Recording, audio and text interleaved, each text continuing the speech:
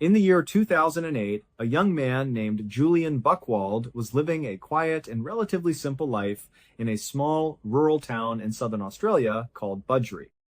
Budgeree was the kind of place where everyone knew their neighbors and life moved at a very slow and predictable pace. Julian was 22 years old and he still lived at home with his parents. His family owned a truly massive property that stretched across 1,200 acres of land. To put that into perspective, 1,200 acres is roughly equivalent to about 2 square miles of land. However, this was not a manicured estate or a flat farming property. The vast majority of this massive acreage consisted of incredibly thick brush, dense forests, and rugged Australian bushland. It was so thick and untamed that for the most part, Julian and his family stayed very close to their actual house. They only went deep into the property on rare occasions. But deep within those woods, hidden away in a clearing that was difficult to reach unless you knew exactly where you were going, there was a beautiful natural waterfall. Periodically, when the weather was nice, the family would make the trek out to visit this waterfall because it was one of the most serene and peaceful spots on their land. Just a short drive north of Budgeree, less than 20 minutes away, was another small rural town called Churchill. In this town lived Julian's girlfriend, 17-year-old Carolyn Watson. Carolyn lived with her parents and was still finishing up her school studies.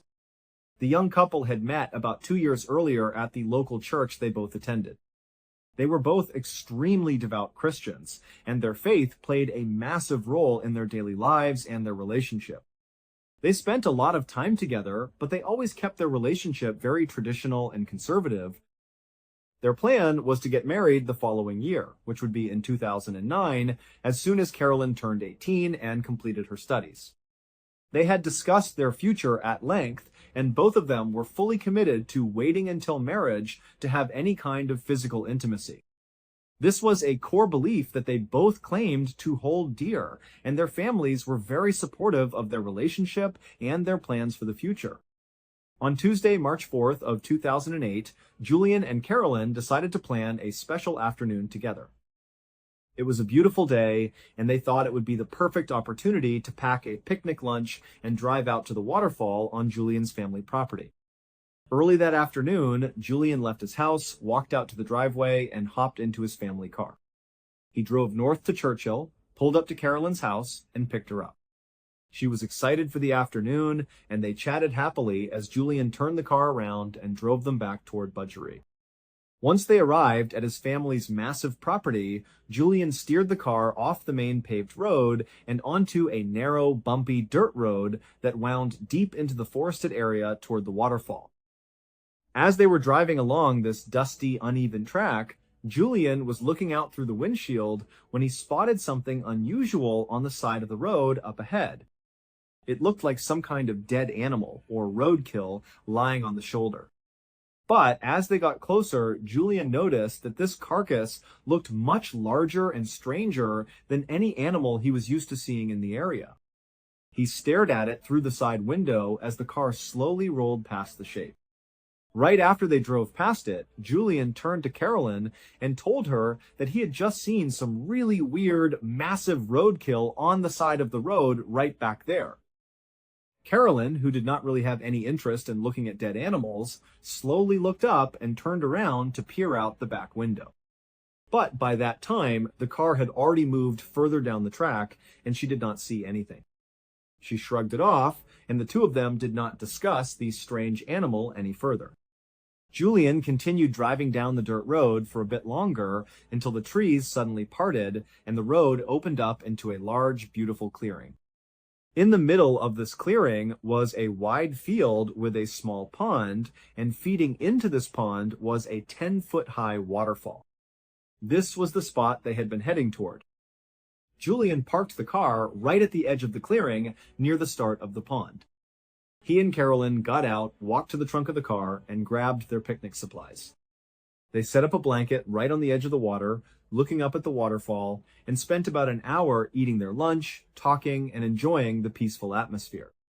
By around 2:30 p.m., they realized that they needed to start packing up. They had told both of their families that they would be back home by 3 p.m., and they wanted to make sure they were punctual. They gathered their picnic blanket, the leftover food, and their container, walked back to the car, and placed everything in the trunk. They got back into the front seats, and Julian started the engine. He turned the car around in the clearing and began driving back down the bumpy dirt road that had brought them in. As they were traveling down the road, Julian remembered the strange animal carcass he had seen on the drive in, and his curiosity got the better of him. He decided he really wanted to stop and get a closer look at it. He looked over at Carolyn and asked if she minded if he stopped the car when they reached the spot where the roadkill was so he could get out and inspect it. Carolyn looked at him, feeling a little impatient, and told him that it was fine, but she reminded him that they had promised their families they would be back by 3 p.m. She urged him to be as quick as possible. Julian smiled, told her it would not take long at all, and continued driving while scanning the sides of the road. But after driving for several minutes, Julian had not spotted the carcass. The road began to look very familiar, and he started to worry that he had somehow driven right past the spot without realizing it. He stopped the car right there in the middle of the narrow dirt road. They were actually quite close to the end of the dirt track, almost back to the main property where Julian's house was. Julian turned to Carolyn and explained that he must have missed the spot. He asked her if she minded if he just hopped out of the car and jogged back down the road to find it. Carolyn was openly annoyed at this point because this quick look at some roadkill was turning into a time-consuming detour, but she sighed and told him to go ahead. She reiterated that he had to be extremely fast because it was almost 3 p.m. Julian grinned at her, put the car in park, left the engine running, and stepped out of the vehicle. He turned and began jogging back down the dirt road in the direction of the waterfall. After jogging for about 30 seconds, the road made a sharp turn to the right. Once Julian went around this bend, he was completely out of sight. From the car, Carolyn would not be able to see him, and he could no longer see the car. He was surrounded by the thick, towering trees of the forest. Julian knew the road was not incredibly long, so he figured the carcass had to be just around this bend. He decided he would jog for another minute or two, and if he did not find it by then, he would give up and run back to the car. He kept moving, and sure enough, after about a minute of jogging, he spotted the large shape on the side of the road. As he approached, he saw that it was indeed a very large animal carcass lying in the brush. A large leafy branch from a tree had fallen over it, partially obscuring the animal from view. Julian realized that this was why he had missed it on the drive back. The branch had blocked it from his line of sight when coming from the opposite direction. He stood over the shape, still unable to identify what kind of creature it was. Curious, he reached down with his hands and grabbed the tree branch to pull it away so he could get a clear view of the dead animal. But right as he lifted the branch, Julian heard a sudden, sharp sound of movement directly behind him. Before he could even turn his head around to see what was there, something heavy and hard struck him with immense force in the back of the head. Instantly, everything went completely black. Back in the parked car, Carolyn sat in the passenger seat and waited. She looked down at her watch and realized that the time was ticking closer and closer to 3 p.m. Julian had been gone for several minutes, and there was still no sign of him. Feeling increasingly annoyed, she sat up straight and turned around to look out the rear window. She expected to see Julian running back down the road toward the car, waving his hands and apologizing for taking so long. But when she looked out, the dirt road was completely empty. It just stretched back into the distance before curving out of sight behind the thick trees. There was absolutely no sound except for the idling of the car engine and the wind rustling through the leaves. She turned back around, feeling frustrated, and decided to give him another minute. She kept her eyes on the side mirror, hoping to catch a glimpse of him. But as the minutes dragged on, her frustration began to morph into genuine worry. Julian was a very punctual person who respected her time and his family's schedule.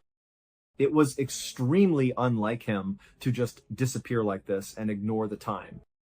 She began to wonder if he had tripped and hurt himself, or if something else was wrong. Finally, she decided she could not just sit there waiting anymore. It was past 3 p.m., and she needed to find out what was taking him so long. Carolyn opened the passenger door, stepped out onto the dusty ground, and stood up. She closed the door behind her and turned to look down the road toward the bend where Julian had disappeared. But as she took a step forward, she suddenly froze. Standing right in the middle of the dirt road, only a short distance away from her, was something that her brain simply could not process. It was a person, but they were dressed entirely in black from head to toe. They were wearing a dark, tight balaclava over their face, completely obscuring their features. The figure was standing perfectly still, staring directly at her. Carolyn felt a wave of cold terror wash over her. Every instinct told her to turn around, jump back into the car, lock the doors, and drive away. She wanted to scream for help, but her throat felt completely tight. She was utterly paralyzed by fear, unable to move a single muscle as she stared at the silent, masked figure. And then, after a few agonizing seconds of silence, the figure in the road began to move quickly and aggressively directly toward her. By 3:30 p.m. that afternoon, Julian's mother was back at the family home on the main property. She looked at the clock and realized that her son and Carolyn had not returned from their picnic. This immediately struck her as very unusual. Julian was incredibly responsible and always made sure to be home when he said he would be. She walked out onto the front porch, thinking that she would see their car pulling up the long driveway at any moment. She sat on the porch and waited for about 30 minutes, but the property remained completely quiet, and there was no sign of the car. Her concern quickly grew into deep anxiety. She decided to walk down the long driveway toward the main road that bordered the front of their property. To get to the waterfall clearing, Julian would have had to drive out of the main property, travel down this paved public road for a short distance, and then turn onto the specific dirt road that led into the forested acreage. Julian's mother stood at the edge of her driveway, looking down the main road, hoping to see the family car driving toward her. As she stood there, scanning the area, her eyes caught something strange on the chain-link fence that ran along the front border of their land. Jammed tightly through one of the metal gaps in the chain-link fence was a clear plastic bottle. It seemed completely out of place. There was no reason for a random bottle to be wedged into their fence. Curiously, she walked over to the fence and pulled the bottle out. When she held it up, she realized that there was a piece of white paper that had been tightly rolled up and placed inside the bottle. She quickly unscrewed the plastic cap, turned the bottle upside down, and shook it until the rolled-up paper slid out into her hand. She unrolled the paper, and as her eyes scanned the words written on it, her heart began to race violently. She gasped and covered her mouth in absolute horror.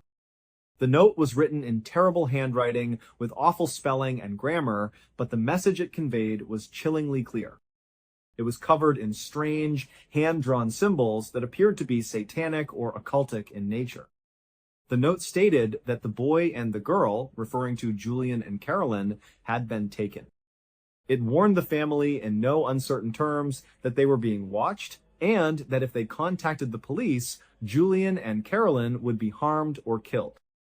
The note claimed that if the family remained silent and did not involve the authorities, the teenagers would eventually be returned to them.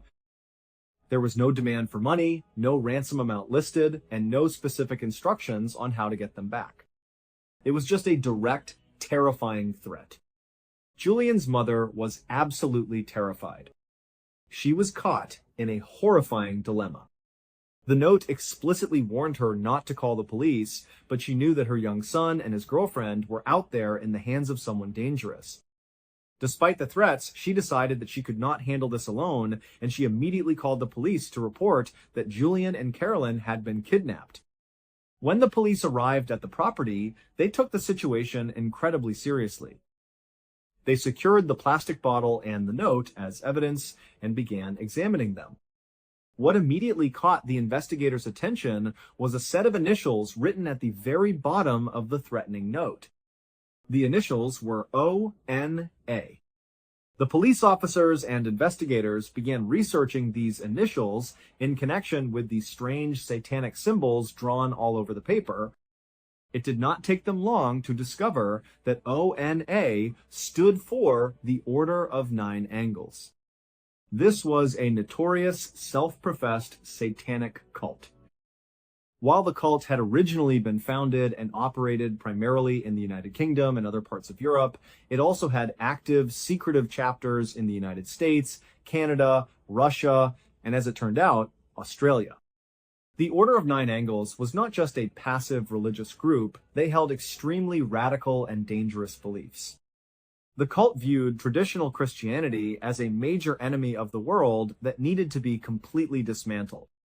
Their ultimate goal was to establish a militaristic, authoritarian new world order that they referred to as the Imperium. Even more disturbing to the police was the fact that the Order of Nine Angles openly advocated for and admitted to practicing human sacrifice. According to their own literature and beliefs, they believed in sacrificing individuals whom they deemed to be lesser or who actively opposed their worldview. To a group like this, Julian and Carolyn, two young, devout Christians who were highly active in their local church, would be seen as the ultimate enemies and the perfect candidates for a sacrificial ritual. Initially, when the police first looked at the note and connected it to this obscure cult, some investigators wondered if this was all just an elaborate, sick prank.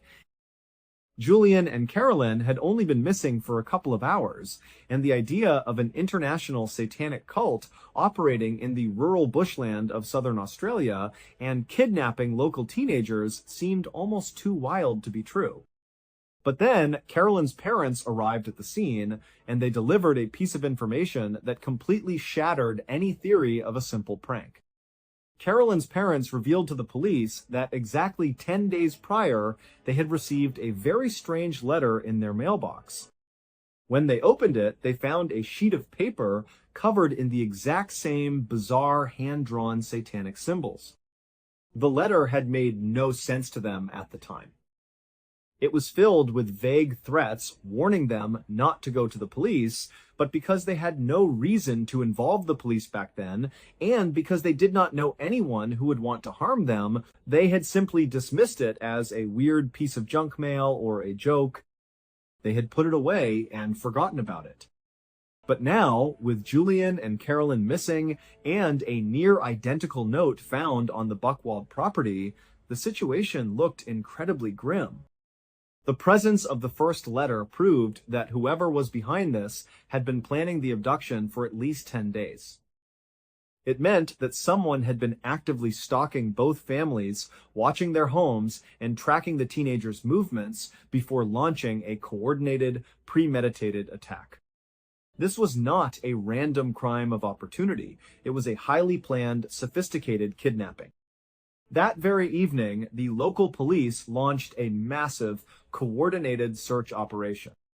They brought in search dogs, ground crews, and helicopters equipped with thermal imaging cameras to scour every single inch of the Buckwald's 1,200 acres of land. They searched the dense brush, the rocky terrain, and the area around the waterfall, looking for any sign of a struggle, a dropped item, or a vehicle. But despite their extensive efforts, they found absolutely nothing. The forest was completely silent, and there was no trace of Julian or Carolyn. Over the next several days, the search continued, but the leads quickly began to dry up. There were no further notes left in bottles, no phone calls, and no ransom demands. The police monitored the local area and reached out to federal authorities to investigate any known members or sympathizers of the Order of Nine Angles in Australia, but they hit wall after wall. The community was gripped by fear, and the families of the two teenagers were living in a state of constant, agonizing dread. As the days ticked by with zero contact and no new clues, the investigators privately began to prepare themselves for the worst. They feared that Julian and Carolyn had already fallen victim to a horrific ritual and that they would never be seen alive again. Then, on March 11th, 7 days after the teenagers had vanished, something entirely unexpected happened. Deep in the mountainous and rugged terrain near Alpine National Park, which is located about 250 miles north of Budgery, a local farmer was driving his truck along a winding, isolated back road. The area was incredibly remote, surrounded by vast stretches of dense forest and steep hills. As the farmer rounded a curve, he tapped his brakes in surprise. Up ahead on the shoulder of the road, two young people were stumbling out from the thick tree line. They were barely wearing any clothes, and they looked incredibly weak, disoriented, and exhausted. They were practically crawling onto the gravel at the side of the road. The farmer immediately pulled his truck over, rolled down his window, and called out to them, asking if they were okay and if they needed help. The young man and woman looked up, squinting in the bright light, and began to slowly and painfully stumble toward his vehicle. As they reached the side of the truck, they introduced themselves as Julian and Carolyn. They desperately pleaded with the farmer to help them, telling him that they had been kidnapped and had been lost in the wilderness for days. The farmer, shocked by their appearance and their story, quickly helped them climb into his truck. He turned on the heater, gave them what little water he had, and drove as fast as he could to the nearest hospital. As soon as they arrived at the medical facility, the hospital staff alerted the local police, who in turn contacted the investigators back in Budgery. The news that Julian and Carolyn had been found alive sent a shockwave of relief through their families and the entire community. Investigators immediately jumped into their cars and drove the long distance north to the hospital near Alpine National Park. When the detectives arrived, they first spoke with the attending doctors to assess the teenagers' physical condition. The doctors explained that both Julian and Carolyn were severely traumatized and in a state of shock. They were suffering from extreme sunburns, and their bodies were covered in deep scratches, bruises, and hundreds of painful insect bites. They were dehydrated and exhausted, but thankfully they had no life-threatening injuries and were expected to make a full physical recovery. Once the doctors gave the clear, the detectives stepped into the hospital room where Julian and Carolyn were resting. The police knew that the teenagers had just been through an incredibly traumatic ordeal, but they also knew that time was of the essence. If there was a dangerous armed kidnapper or a group of cult members hiding out in the rugged forests of Alpine National Park, they needed to get details immediately so they could launch an arrest operation. They sat down with Julian and Carolyn separately to take their official statements. The two teenagers cooperated fully, and they independently laid out a detailed, harrowing account of what had happened to them over the past 7 days. According to Julian's statement, on the afternoon of March 4th, he had jogged back down the dirt road on his family's property to find the strange animal carcass. When he found it, he noticed a large branch obscuring it, so he reached down to pull the branch away. The moment he did, he heard a sudden rustling behind him. He started to turn his head, but before he could see who it was, someone struck him with a heavy object in the back of the head, knocking him out instantly. Julian told police that when he finally regained consciousness, he was completely disoriented. He quickly realized that a significant amount of time had passed because the sun had set and it was pitch black outside. He was shivering violently because he had been completely stripped of his clothes. He tried to move his hands and feet, only to find that his wrists and ankles had been bound tightly with rope, and he was secured to the trunk of a large tree in the middle of a dense, unfamiliar forest. He lay there in the dark, terrified, calling out for help, but there was no response. Then, as he was wriggling against the ropes, his hand brushed against something cold and metallic buried under the fallen leaves on the ground next to him. He carefully investigated with his fingers and realized it was a knife. Julian told the officers that he could not believe his luck. He managed to manipulate his bound hands to grip the handle of the knife, and he slowly and painstakingly cut through the ropes around his ankles and waist. Once his legs were free, he managed to cut the bindings on his wrists. Free from his restraints, but completely naked and freezing, Julian knew he had to run. He did not know if his attacker was watching him from the darkness or if they would return at any moment. He grabbed the knife for protection and began running blindly through the dark woods, hoping to find a road or some sign of civilization. Meanwhile, Carolyn gave her own terrifying account of the abduction. She told the detectives that after waiting in the car for Julian, she had stepped out onto the dirt road to look for him. As she stood by the door, she saw a man standing in the road about 10 feet away. He was dressed entirely in black and wearing a balaclava. Before she could scream or run, the man sprinted toward her and tackled her violently to the ground. She struggled, but the man was much stronger than her. He proceeded to rip all of her clothes off, leaving her completely naked. He then used rope to bind her wrists and ankles together behind her back, putting her in a painful hogtied position. He tied a tight blindfold over her eyes so she could see absolutely nothing. Carolyn lay on the dirt road, shivering and crying as she heard her attacker run back down the road. A few minutes later, she heard the sound of a vehicle approaching. It stopped right next to her. She heard a car door open, and then rough hands picked her up from the ground and shoved her into the tight, dark trunk of the car. The trunk was slammed shut, and the vehicle sped away.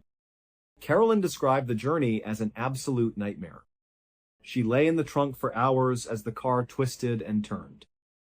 The ropes were tied so tightly that the circulation to her hands and feet was cut off, causing agonizing, shooting pains to course through her limbs.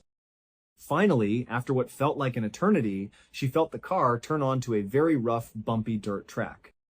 Shortly after, the car came to a complete stop. She heard the driver's door open and close, followed by footsteps walking toward the back of the vehicle. The trunk lid popped open, and the attacker reached in and pulled the blindfold off her eyes. Her eyes struggled to adjust to the dim light, but she could see the silhouette of the man in the black balaclava. He reached in, grabbed her, and pulled her out of the trunk, letting her drop heavily onto the ground. He then grabbed her by her bound wrists and began dragging her naked body across the rough forest floor deeper into the dark woods. Carolyn was terrified that she was about to be executed. After dragging her for several minutes, the man dropped her onto the dirt. He walked back toward the car and returned, holding a shovel. He made a deliberate point of holding the shovel right in front of her face so she could see it clearly. He then rolled her onto her side so that she was forced to watch him. Right there in front of her, under the dim light of the night sky, the masked man began digging a large hole in the ground. Carolyn lay there in absolute terror for hours, watching the dirt fly as the man dug deeper and deeper.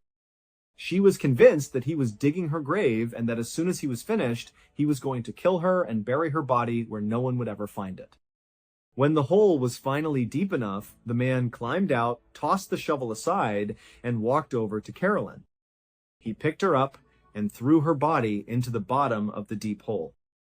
Carolyn was waiting for the fatal blow, but instead, she heard the sound of the man walking away. The hole was deep enough that she could not see over the edge, but she could hear his footsteps fading into the distance. She managed to wriggle herself onto her knees at the bottom of the pit, and she began to pray out loud, begging God to save her life. It was during this time, as she was kneeling in the dirt and praying, that she suddenly heard a voice calling out in the distance. It was a voice she recognized. It was Julian.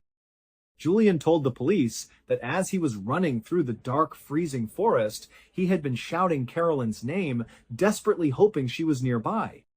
He heard a faint voice crying out in response. He followed the sound through the thick brush and trees until he came upon the deep hole in the clearing. He looked down and saw Carolyn lying there, naked and bound. Julian quickly jumped into the hole, used the knife he had found to cut her ropes, and helped her climb out of the pit. Carolyn's legs were so numb from the loss of circulation that she could barely stand, let alone walk. Julian held her up, wrapping his arms around her, and they slowly began to move away from the clearing. But as they were preparing to flee, they noticed something lying on the ground near a tree just outside the clearing. It was a sleeping bag, and rolled up inside of it was a small stash of food and water bottles. They could not understand why their attacker would leave these life-saving items behind, but they were in no position to ask questions. They grabbed the sleeping bag, the food, and the water, and they fled deeper into the wilderness. For the next 48 hours, the young couple endured pure misery. During the day, the intense Australian sun beat down on them. Since they had no clothes, they had no protection from the harsh UV rays, and their skin began to burn and blister. They had to walk through thick, thorny brush that scratched their bare skin, and they were constantly swarmed by mosquitoes and biting insects. At night, the temperature in the mountains plummeted, leaving them freezing. They had to huddle together inside the single sleeping bag, shivering violently and sharing the small amount of food and water they had. They kept walking, hoping to find a road or a hiking trail, but to their absolute horror, at the end of those 48 hours, they realized they had been walking in a giant circle. They stumbled right back into the exact same clearing where the hole had been dug. However, this apparent setback turned out to be a miracle. As they looked around the clearing, they noticed a large backpack propped up against a tree that had definitely not been there before. They cautiously walked over and opened it. Inside, they found more food, several bottles of water, a set of basic clothing, and a detailed map of the surrounding area. They quickly put on the clothes, ate some of the food, and drank the water. Using the map, they were able to orient themselves and figure out which direction they needed to walk to find civilization. For the next 5 days, they hiked through the rugged terrain, following the map as best as they could, until they finally reached the winding back road where the farmer spotted them. The police listened to this incredible story of survival and abduction, and they knew they had to act fast. They organized a massive search team to head deep into the forests of Alpine National Park, targeting the area where Carolyn had been held. They wanted to find the clearing, the hole, and any physical evidence that the kidnapper might have left behind. It did not take long for the search teams to locate the exact clearing. The deep hole was still there, exactly as Carolyn had described. And near the hole, the police found several items left behind by the attacker. The shovel used to dig the pit, lengths of rope, and a roll of heavy-duty duct tape. The items were carefully bagged and sent back to the forensic laboratory for urgent analysis. The detectives hoped that they would find fingerprints or DNA that would lead them to a known member of the Order of Nine Angles or another suspect. But when the forensic results came back a short time later, the investigators were absolutely stunned by what they found. The shovel, the rope, and the duct tape did not belong to some mysterious cult member. The police were able to trace the purchase and ownership of these exact items, and they discovered that every single one of them belonged to Julian Buchwald. The investigators sat in their office looking at the forensic reports in complete disbelief. This discovery changed everything. If the shovel used to dig Carolyn's grave and the rope used to bind her belonged to Julian, it meant one of two things. Either the kidnapper had somehow broken into Julian's home and stolen his tools prior to the abduction, or Julian himself had brought those items to the forest. The police knew that the first theory was highly unlikely. Why would a sophisticated cult group go to the trouble of stealing a specific shovel and rope from their victim's house when they could easily buy their own? The evidence pointed to a much more disturbing reality. Julian was somehow involved in his own kidnapping, and the entire story they had been told was a lie. The detectives decided they needed to confront Julian immediately. They went back to the hospital, separated him from his family and Carolyn, and brought him into an interview room. They laid out the forensic evidence on the table in front of him. They told him flat out that they knew the shovel, the rope, and the tape belonged to him. They pushed him for answers, demanding to know how his personal items ended up at a crime scene 250 miles away from his home. Initially, Julian tried to stick to his story. He claimed that he had no idea how those items got there and suggested that the attacker must have taken them from his family's property. But the detectives did not buy it.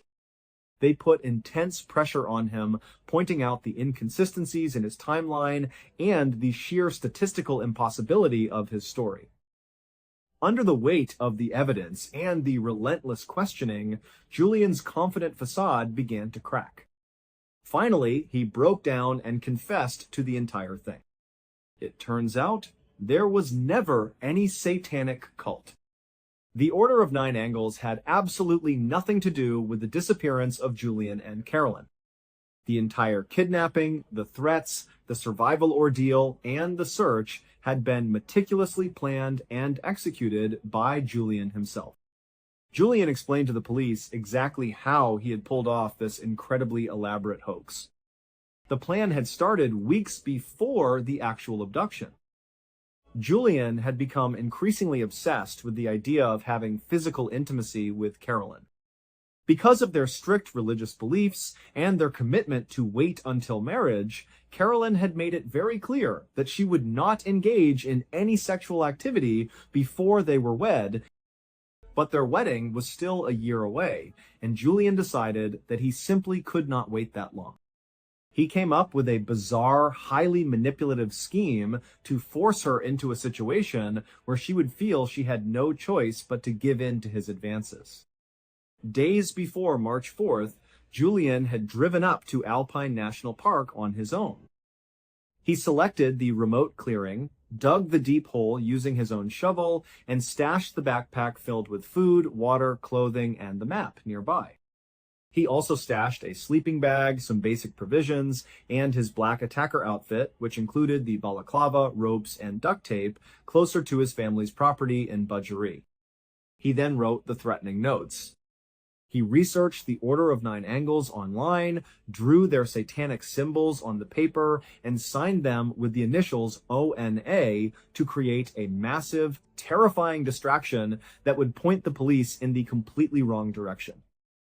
He mailed the first note to Carolyn's parents 10 days before the attack to set the stage and make the threat feel real and established. On the day of the picnic, everything went exactly as Julian had planned. The story of the large, strange roadkill on the side of the road was completely made up. Julian had fabricated it on the drive in solely to give himself an excuse to stop the car and walk back alone on the return trip. When he ran back around the bend out of Carolyn's sight, there was no attacker waiting for him. Julian had simply run to his hidden stash of gear. He did not get hit on the head. He had deliberately rubbed dirt and leaves on himself to look like he had been in a struggle. He then dressed in the all-black clothing and put on the balaclava. He walked back to the car where Carolyn was waiting. Seeing her standing outside the vehicle made things even easier for him. He charged at her, tackled her to the ground, and stripped her of her clothes to make her feel completely vulnerable and exposed. He bound her wrists and ankles, blindfolded her, and locked her in the trunk of his own car. Julian then drove his car for 6 hours, heading north to Alpine National Park. When he arrived at the remote location, he dragged Carolyn into the woods, showed her the shovel to terrify her into believing she was about to be murdered, and threw her into the pre-dug pit. Once she was in the hole and could not see him, Julian walked away, stripped off his black outfit, and hid it. He then walked back toward the clearing, completely naked except for the knife he had stashed. He began shouting for help, making it seem like he had just escaped his own captivity. He cut Carolyn free, pretended to find the sleeping bag and food by sheer luck, and led her into the forest. The entire 7-day survival ordeal was a calculated psychological game. Julian knew exactly where they were the entire time. He had intentionally walked Carolyn in a circle to return to the pit so they could retrieve the backpack with the map and clothes that he had hidden there beforehand. The primary goal of this entire nightmarish charade was to get Carolyn into the single sleeping bag with him. During the freezing cold nights in the mountains, Julian would huddle close to her inside the bag. He would look at her and tell her that the temperature was dropping to dangerous levels and that they were going to freeze to death if they did not generate body heat. He told her that the only way they could survive the night was to have sex. He even tried to convince her that since they were in a life or death situation, they could say their marriage vows to each other right there in the woods, and in the eyes of God, they would be married, making the physical intimacy acceptable. But despite her sheer terror, the freezing cold, and Julian's relentless manipulation, Carolyn stood firm. Every single night, she flatly refused his advances and insisted that they keep their distance, preferring to endure the cold rather than break her vows. After 7 days of sleeping in the wilderness and failing to coerce her, Julian realized his plan had completely failed. He knew he could not keep her out there forever without risking her life from exposure or dehydration, so he finally used the map to lead her to the back road where they were rescued. The police were absolutely horrified by Julian's confession. They immediately arrested him and charged him with kidnapping, false imprisonment, and a series of other serious offenses. The news of his arrest sent shockwaves through the community and devastated Carolyn and her family, who realized that the boy they had trusted and welcomed into their home was actually a master manipulator who had put Carolyn through a week of psychological torture. While Julian was out on bail awaiting his trial, he realized the gravity of the charges against him and the high likelihood of a lengthy prison sentence. He decided to make a run for it. In another bizarre, desperate move, Julian attempted to alter his appearance to flee the country. He used tanning lotion to dye his skin a much darker shade and dyed his hair black. He managed to obtain a fraudulent Indian passport and booked a flight to India. Surprisingly, his disguise was convincing enough to get him past the initial security checkpoints in Australia, and he successfully boarded a plane and flew to India. But his freedom was short-lived. The moment he landed at the airport in India, immigration authorities noticed inconsistencies with his travel documents. They detained him, and a quick check of international databases revealed his true identity and the fact that he was a wanted fugitive from Australia. He was immediately arrested and extradited back to his home country to face justice. In 2009, Julian Buchwald stood trial for his crimes. The prosecution presented the overwhelming forensic evidence, Julian's detailed confession, and the heartbreaking testimony of Carolyn, who had to relive the terror of being tackled, stripped, and thrown into a grave by the man she had loved. The jury found Julian guilty of kidnapping, and he was sentenced to 7 years and 9 months in prison. The aftermath of the case left a deep, lingering scar on the community, and especially on Carolyn and her family. Carolyn was left to deal with the immense psychological trauma of the event, struggling to understand how someone who claimed to love her and share her deeply held religious values could subject her to such a horrific, calculated ordeal. The physical injuries healed, but the emotional scars of that week in the Australian wilderness and the ultimate betrayal by her fiancé would remain with her for the rest of her life. Thank you so much for watching.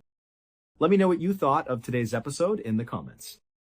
And remember, we have a whole playlist of true crime episodes ready for you to binge right now. Until next time. See ya.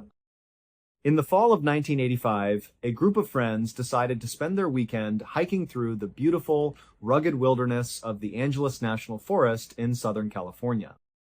The air was cool, the leaves were changing color, and the trail they were following was peaceful and quiet. As they made their way down a long, winding dirt path, one of the hikers happened to glance off to the side, looking through the thick stand of pine trees and heavy brush that bordered the trail. Down in a small ravine running parallel to the path they were walking on, there was a small, shallow stream flowing gently over the rocks. The hiker stopped for a moment, scanning the water, when they noticed something that looked completely out of place.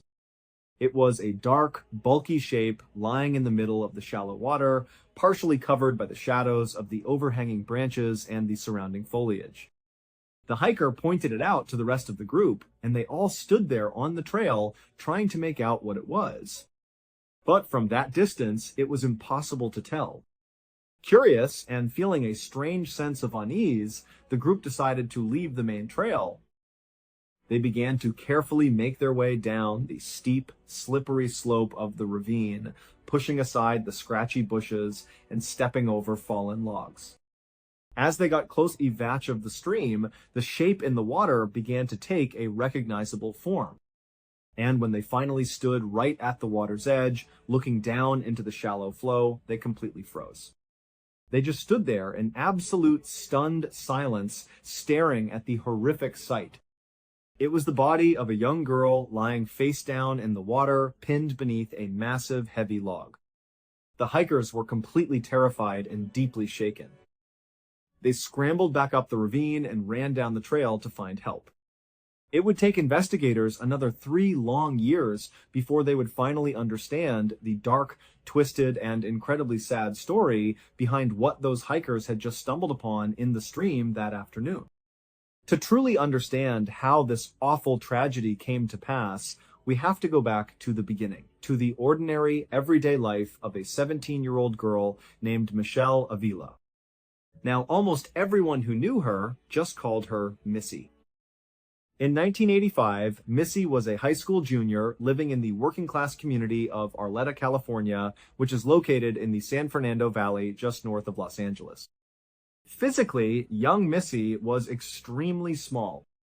She was under 5 feet tall, and she barely weighed 95 pounds. She had a very delicate, almost fragile frame, but despite her tiny size, Missy had an absolutely massive presence. She was the kind of person who walked into a room and immediately brought a bright, positive energy with her. She was incredibly popular at her high school, and it was easy to see why. For one thing, she was exceptionally beautiful, with long, dark hair, striking features, and a radiant smile. Boys and girls alike were constantly falling over themselves to get her attention, to be near her, or to try and win her affection. But what really made Missy stand out was her genuine kindness. She was not stuck up or arrogant in the slightest. Instead, she was incredibly warm, gentle, and friendly to everyone she met. She did not take herself too seriously, she loved to laugh, and she was always willing to help out a classmate or a friend who was going through a tough time. To anyone looking in from the outside, Missy seemed to have a wonderful, perfect life with a loving family and a huge circle of friends who adored her. But, as is so often the case in true crime, behind this picture-perfect exterior, there were some very dark and troubling things going on. Life for Missy was actually far from perfect. It turns out that a year earlier, during her sophomore year of high school, a completely false and highly malicious rumor had started circulating around the school. This rumor claimed that Missy was secretly sleeping with a bunch of boys who were already in committed, established relationships with other girls at the school. It was a nasty piece of gossip, and it was a complete and total lie. Missy was a sweet, respectful girl who would never dream of doing something like that to anyone. But in the fragile social ecosystem of a high school, facts do not always matter. By the time this rumor made its way to the actual girlfriends of these boys, the damage was already done. These girls believed the rumor completely. They did not bother to ask Missy for her side of the story, nor did they look for any proof. They just wanted revenge. And so, one afternoon after school, as Missy walked out of the building and toward the parking lot, a group of these angry girls ambushed her. They ganged up on her, surrounded her, and began to beat her up. The attack was brutal and relentless. They knocked her to the ground, kicking and punching her, leaving her bruised, battered, and utterly terrified. Missy eventually managed to get away and make her way home, but when her family saw the state she was in, they were absolutely furious.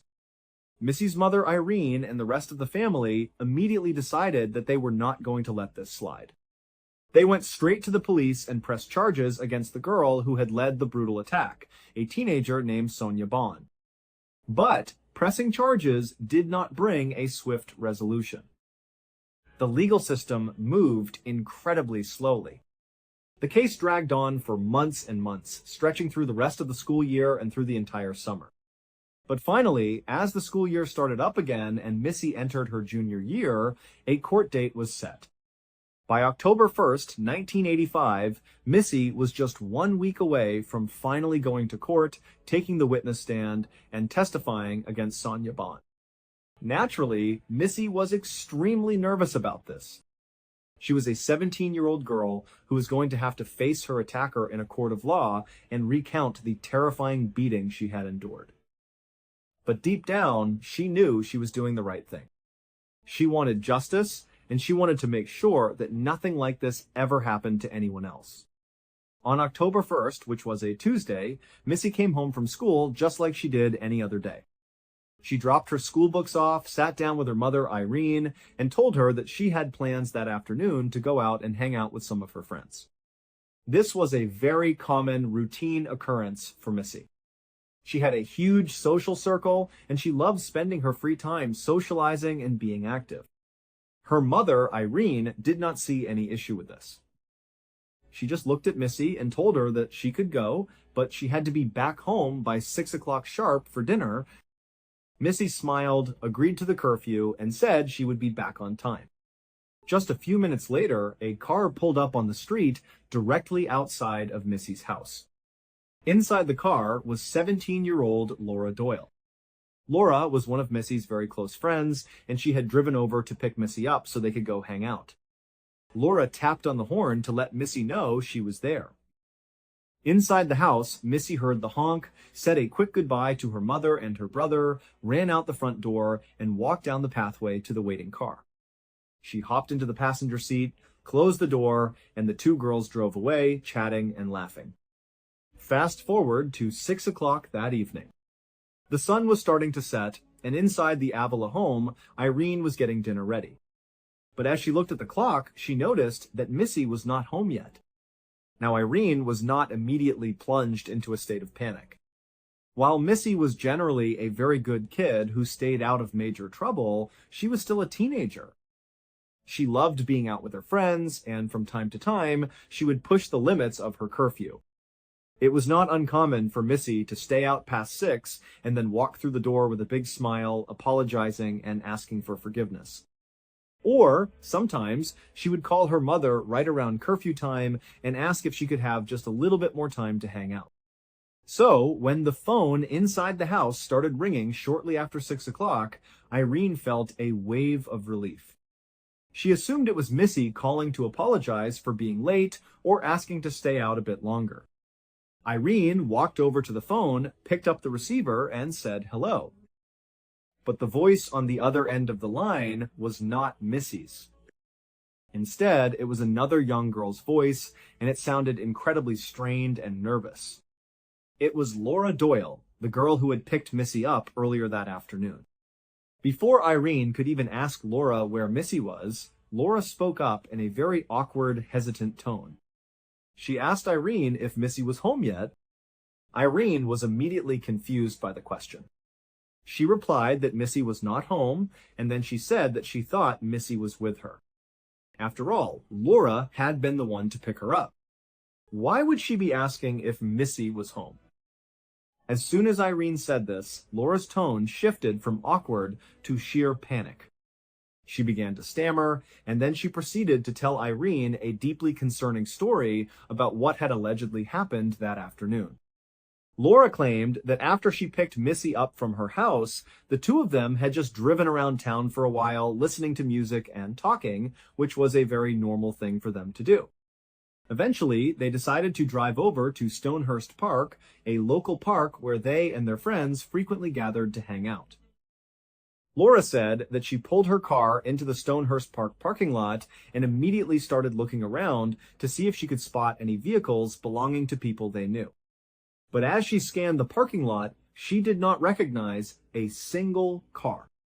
Figuring that none of their friends were there, Laura decided there was no point in staying, so she began to turn her car around to leave the park and head back into town. But as she was doing this, Missy suddenly grabbed her arm and told her to wait. Missy pointed out across the parking lot and said that she recognized some guys over there and she wanted to go over and say hello to them. Laura stopped her car and looked in the direction Missy was pointing. On the far side of the parking lot, standing next to a bright blue Chevrolet Camaro, were two guys who looked to be in their late teens or early 20s. Laura looked at them, but she did not recognize either of them. They were total strangers to her. Now, Laura explained to Irene that she was very used to Missy knowing absolutely everyone in town. Missy was so outgoing and popular that she seemed to have acquaintances everywhere they went.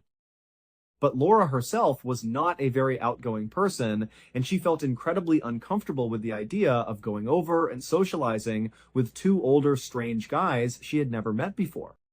But Missy was really eager to go say hello, and she begged Laura to let her go. So, according to Laura, she relented. She told Missy to go ahead and walk over to say hi, and said that she would find a parking spot, park the car, and then join her in a minute. Missy was thrilled. She hopped out of the passenger seat, closed the door, and began walking across the parking lot toward the blue Camaro, waving and smiling at the two guys who waved back at her. Meanwhile, Laura drove her car into a nearby parking stall. But just as she put the car in park and was preparing to turn off the engine, she happened to look down at her dashboard and noticed that her gas gauge was sitting well below empty. She realized she was practically running on fumes and might not even have enough gas to get home later. She rolled down her window and called out to Missy, who was about halfway across the parking lot by this point. Laura shouted that she needed to go run and get some gas right away, but that she would be right back to join them. Missy turned around, waved, and called back that it was fine, and told her she would see her when she got back. Laura said she put her car back in drive, pulled out of the parking space, and drove out of the Stonehurst Park lot, heading to a nearby gas station to fill up her tank. It only took her about 10 or 15 minutes to get the gas and drive back. But when Laura pulled her car back into the Stonehurst parking lot, she looked over toward the spot where the blue Camaro had been parked. The parking spot was completely empty. The blue Camaro, the two guys, and Missy were all gone. Laura sat in her car, staring at the empty space, feeling a mix of confusion and mild frustration. Since this was 1985, long before the era of cell phones, there was no way for Laura to call or text Missy to find out where she had gone.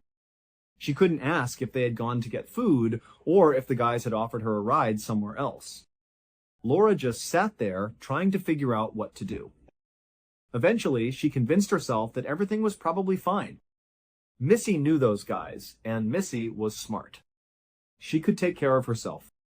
Surely, those guys would just drive Missy back home when she was ready to go. Even though Laura tried to reassure herself, she still felt uneasy.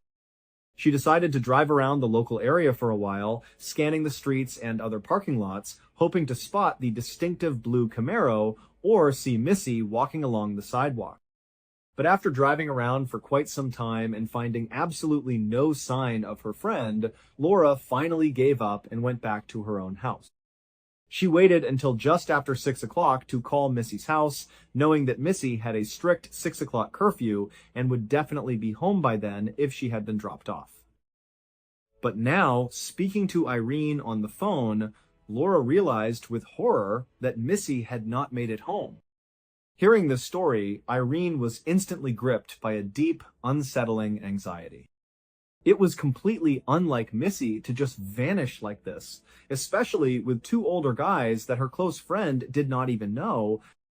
But at this point, neither Irene nor Laura felt that they should involve the police just yet.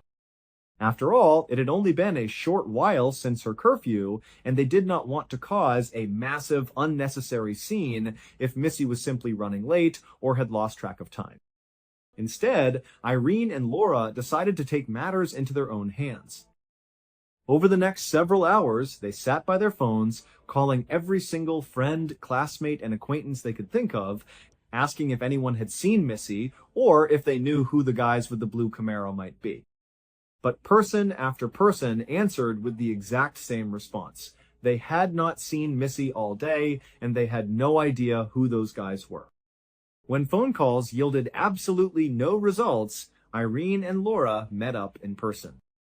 Despite the darkness and the late hour, they began going door to door, visiting the homes of Missy's friends, knocking on doors, and pleading with anyone who answered for any shred of information. They walked the streets, calling out Missy's name into the night. But as the hours ticked by and midnight came and went, they had found absolutely nothing. No one had seen her, and no one knew where she was. Exhausted, utterly terrified, and completely out of options, Laura and Irene finally decided that there was nothing more they could do that night. They went back to their respective homes, hoping against hope that Missy would walk through the front door in the morning or that the phone would ring with good news. But the next morning, Wednesday, October 2nd, came and went, and there was still no sign of Missy. Her bed had not been slept in, and there was no word from her. Irene knew in her gut that something terrible had happened. She could not wait any longer. That morning, she went straight to the local police department and reported her 17-year-old daughter missing. The police immediately recognized the gravity of the situation. A young girl, just a week away from testifying in a high-profile assault case, had vanished without a trace. They immediately zeroed in on Laura Doyle, since she was the very last person known to have seen Missy alive. Detectives sat down with Laura and began grilling her, going over every single detail of her story. They pressed her for information about the blue Camaro. What year was it? Did it have any dents or custom features? What did the license plate look like? They asked her to describe the two guys in as much detail as possible. What were they wearing? How tall were they? What did their faces look like? Did Missy call them by their names? Laura was visibly distraught. She was crying, shaking, and completely consumed by guilt. She kept telling the detectives how incredibly sorry she was, sobbing that she never should have left Missy alone in that parking lot and that she should have just stayed instead of going to get gas.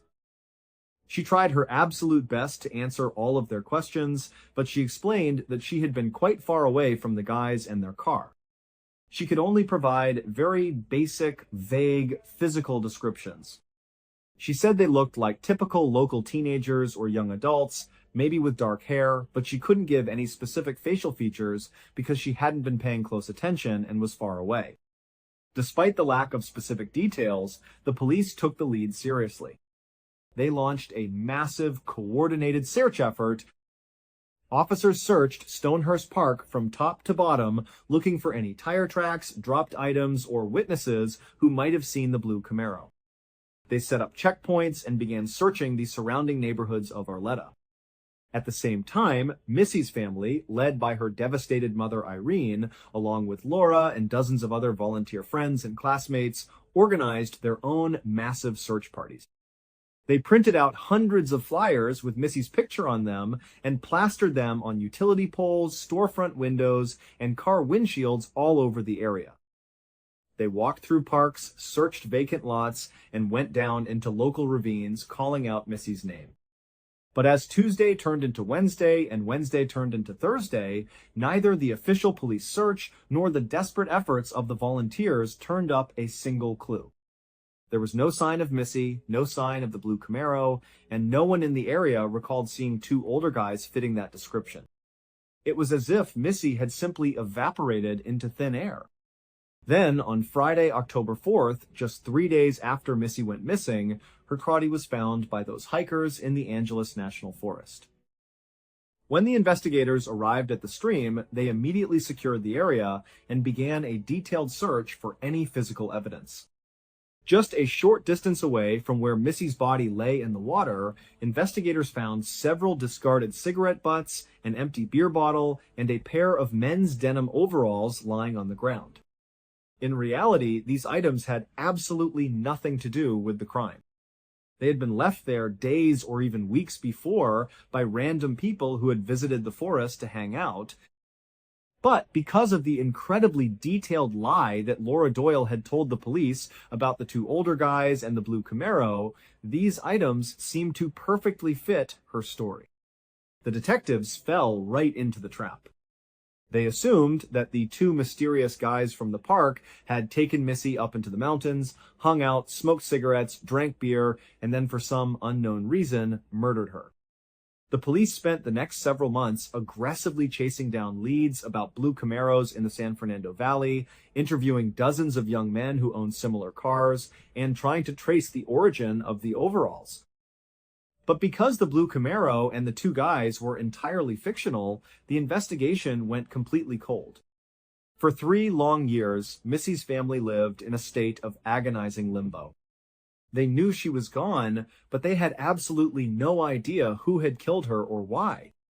The police had no solid suspects, and the trail had gone cold. But the absolute worst, most chilling part of this entire 3-year period is what one of Missy's childhood best friends, Karen Severson, did in the weeks and months immediately following the murder. Shortly after Missy's body was recovered and identified, Karen contacted Missy's grieving mother, Irene. Karen put on a masterful performance of pure, unadulterated grief. She fell to her knees, crying hysterically, and told Irene how completely devastated she was by the loss of her best friend. She claimed that she was too afraid and too sad to be alone in her own house, and she asked Irene if she could move into the Avila home. She said she wanted to help support the family during this unimaginably difficult time, and that being in Missy's house would help her feel close to her departed friend. Irene, who had known Karen since she was a little girl and viewed her almost as a second daughter, was deeply touched by this request. She welcomed Karen up to her home with open arms, thinking that having Missy's best friend around would help them grieve together and keep Missy's memory alive. For months, Karen Severson lived under the Avila roof. She slept in Missy's actual bed, surrounded by Missy's stuffed animals, her clothes, and her photos. She sat at the family dinner table every single night, eating the food that Irene lovingly prepared. She would sit next to Irene on the couch, comfortingly patting her hand as Irene wept over the loss of her daughter. Karen would even cry along with her, telling her how much she missed Missy and how unfair it was that someone had taken her life. But in reality, Karen's motivation for moving into the house was completely sinister and cold-blooded. She had not moved in out of grief or love. She had moved in to keep close tabs on the police investigation. She wanted to make sure she knew exactly what the detectives were doing, what clues they had, and if they were getting any closer to the truth. Whenever the police would visit the Avila home to give Irene an update on the case, Karen was always there. She would hover in the background, listening to every single detail the detectives shared. And whenever the conversation turned to potential suspects, Karen would actively manipulate the discussion to throw the police off her and Laura's trail. She would suggest other classmates at school, talk about how suspicious certain boys were, and constantly bring up the story of the blue Camaro, keeping the investigation thoroughly derailed. Karen even went so far as to spend hours in the car with Irene, driving around the streets of Arleta and the surrounding communities, pretending to search for any signs of the blue Camaro or the two mysterious guys.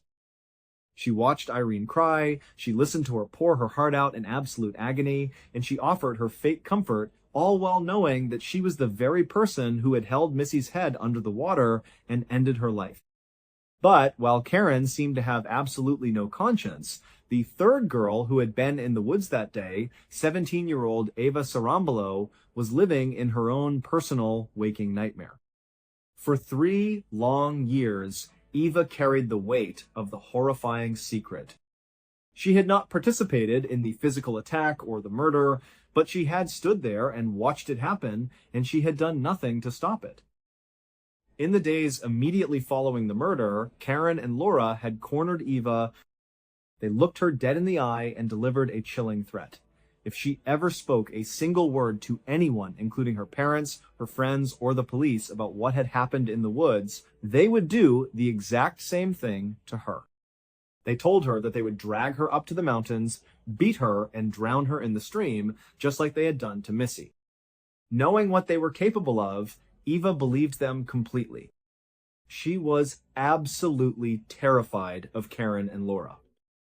She lived in constant, paralyzing fear that they would find out she had talked, or that they would decide to eliminate her anyway just to be safe. For 3 years, Eva's life fell apart. She couldn't sleep, her grades plummeted, she isolated herself from everyone, and she was constantly looking over her shoulder. Every time she closed eyes, she heard Missy's final, terrifying scream echoing through the trees. She saw the pain of Missy's family on the news, and the guilt began to eat her alive from the inside out. Finally, in 1988, the burden of the secret became too heavy for Eva to bear. She realized she couldn't live like this anymore. She decided that she had to face her fear, no matter the consequences. One afternoon, Eva walked into the local police station.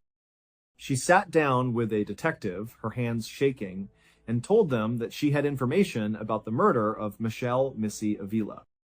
And then she proceeded to tell the detectives the entire shocking and detailed truth about what had actually happened on October 1st, 1985. The detectives listened in absolute stunned silence as Eva dismantled the 3-year-old mystery of the blue Camaro and the 2 older guys. She explained that the entire story was a complete fabrication and that Missy's 2 childhood best friends, Karen Severson and Laura Doyle, were the ones who had planned and executed her murder. The police acted immediately. They gathered their evidence, obtained arrest warrants, and went out to apprehend Karen and Laura. When the news of the arrests broke, Missy's family was completely shattered. Irene could not comprehend the sheer, unimaginable level of betrayal. The girl who had lived in her house, slept in her dead daughter's bed, eaten her food, and pretended to comfort her for months, was actually her daughter's killer. It was a level of deception that seemed almost too evil to be real. During the high-profile trial that followed, the prosecution laid out the entire case using Eva's detailed eyewitness testimony to reconstruct the final hours of Missy's life. The defense tried to downplay their client's roles, but the evidence was overwhelming. The jury saw the calculated nature of the rumors, the staged fight, and the brutal, prolonged method of the killing. Both Karen Severson and Laura Doyle were found guilty of second-degree murder. They were each sentenced to 15 years to life in prison. Decades passed, and the girls who had committed such a heinous crime grew old behind bars. But eventually, the justice system deemed them fit for release. Karen Severson was granted parole and released from prison in December of 2011. Just a year later, in December of 2012, Laura Doyle was also paroled and walked free. Today, both women are out of prison, living their lives, while Missy Avila's life was permanently cut short at just 17 years old. The tragic story of Missy Avila remains one of the most chilling examples of jealousy, betrayal, and cold-blooded deception in the history of Southern California, leaving a lasting, painful, and deep emotional scar on her family, her loved ones, and the entire community of Arleta. But how did we get here? When Karen, Laura, and Missy were growing up, they were inseparable. They lived on the very same street in Arleta, California, which meant they spent virtually every waking hour of their childhood together, sharing jokes, playing in the street, and growing up side by side. They would walk to school side by side, share their lunch boxes, spend weekends at each other's houses, and talk for hours about their dreams for the future. They had built a deep, seemingly unbreakable bond that had survived the test of time through all the minor fights and disagreements that young kids typically have. But as they entered their teenage years and moved into high school, the dynamic between them began to change in a very subtle yet highly destructive way. Missy really blossomed during these teenage years. She grew into an exceptionally beautiful young woman with gorgeous dark hair, perfect skin, and a striking magnetic look that naturally drew people toward her. She was also incredibly popular at school, and she didn't have to try hard to make friends. People were just naturally drawn to her warmth, her gentle nature, and her easy laughter. But for Karen and Laura, the teenage years were much more difficult and painful. They both struggled deeply with their physical appearance and their social standing. Karen grew to be quite large, eventually weighing over 200 pounds, and she felt incredibly self-conscious and awkward in her own body. Laura also struggled with deep insecurities, feeling like she was plain, boring, and completely invisible whenever she stood next to her stunningly beautiful best friend. They began to notice that boys would only talk to them as a way to get closer to Missy. At parties, on the school bus, and in the hallways, Missy was always the center of attention, while Karen and Laura felt like they were nothing more than background props. Over time, as they watched Missy get all the attention, praise, and affection that they desperately craved for themselves, a dark, venomous jealousy began to fester deep inside of them. They started to resent Missy for simply being pretty and liked. And eventually, that resentment curdled into pure, unadulterated hatred. This hatred was what drove them to start that first, highly malicious rumor during their sophomore year in 1984. They were the ones who whispered to other classmates that Missy was sleeping with guys who had established girlfriends. They wanted to see her get hurt, to see her cry, and to see her perfect reputation dragged through the mud. And they got exactly what they wanted when Sonia Bond and her group of friends ambushed Missy outside of school and beat her up so badly. But as the months went on, they realized that the beating hadn't actually ruined Missy's life. If anything, it had made people love and protect her even more. Missy's family had pressed charges, and Missy was now viewed as a brave, strong girl who was going to stand up in court and testify against her bullies. This filled Karen and Laura with absolute rage. They felt like Missy hadn't suffered enough, and they began to discuss a much more permanent and horrific solution. They decided that they were going to end her life. Their murder plot was meticulously thought out over several weeks. They knew they couldn't just attack her out of the blue because the police would immediately suspect them given their close connection. They needed a plan that would isolate Missy and lure her to a secluded location without raising any suspicion.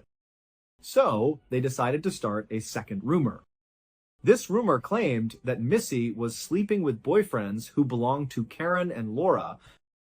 They did this very intentionally, knowing that it would start a massive, explosive fight between the three of them.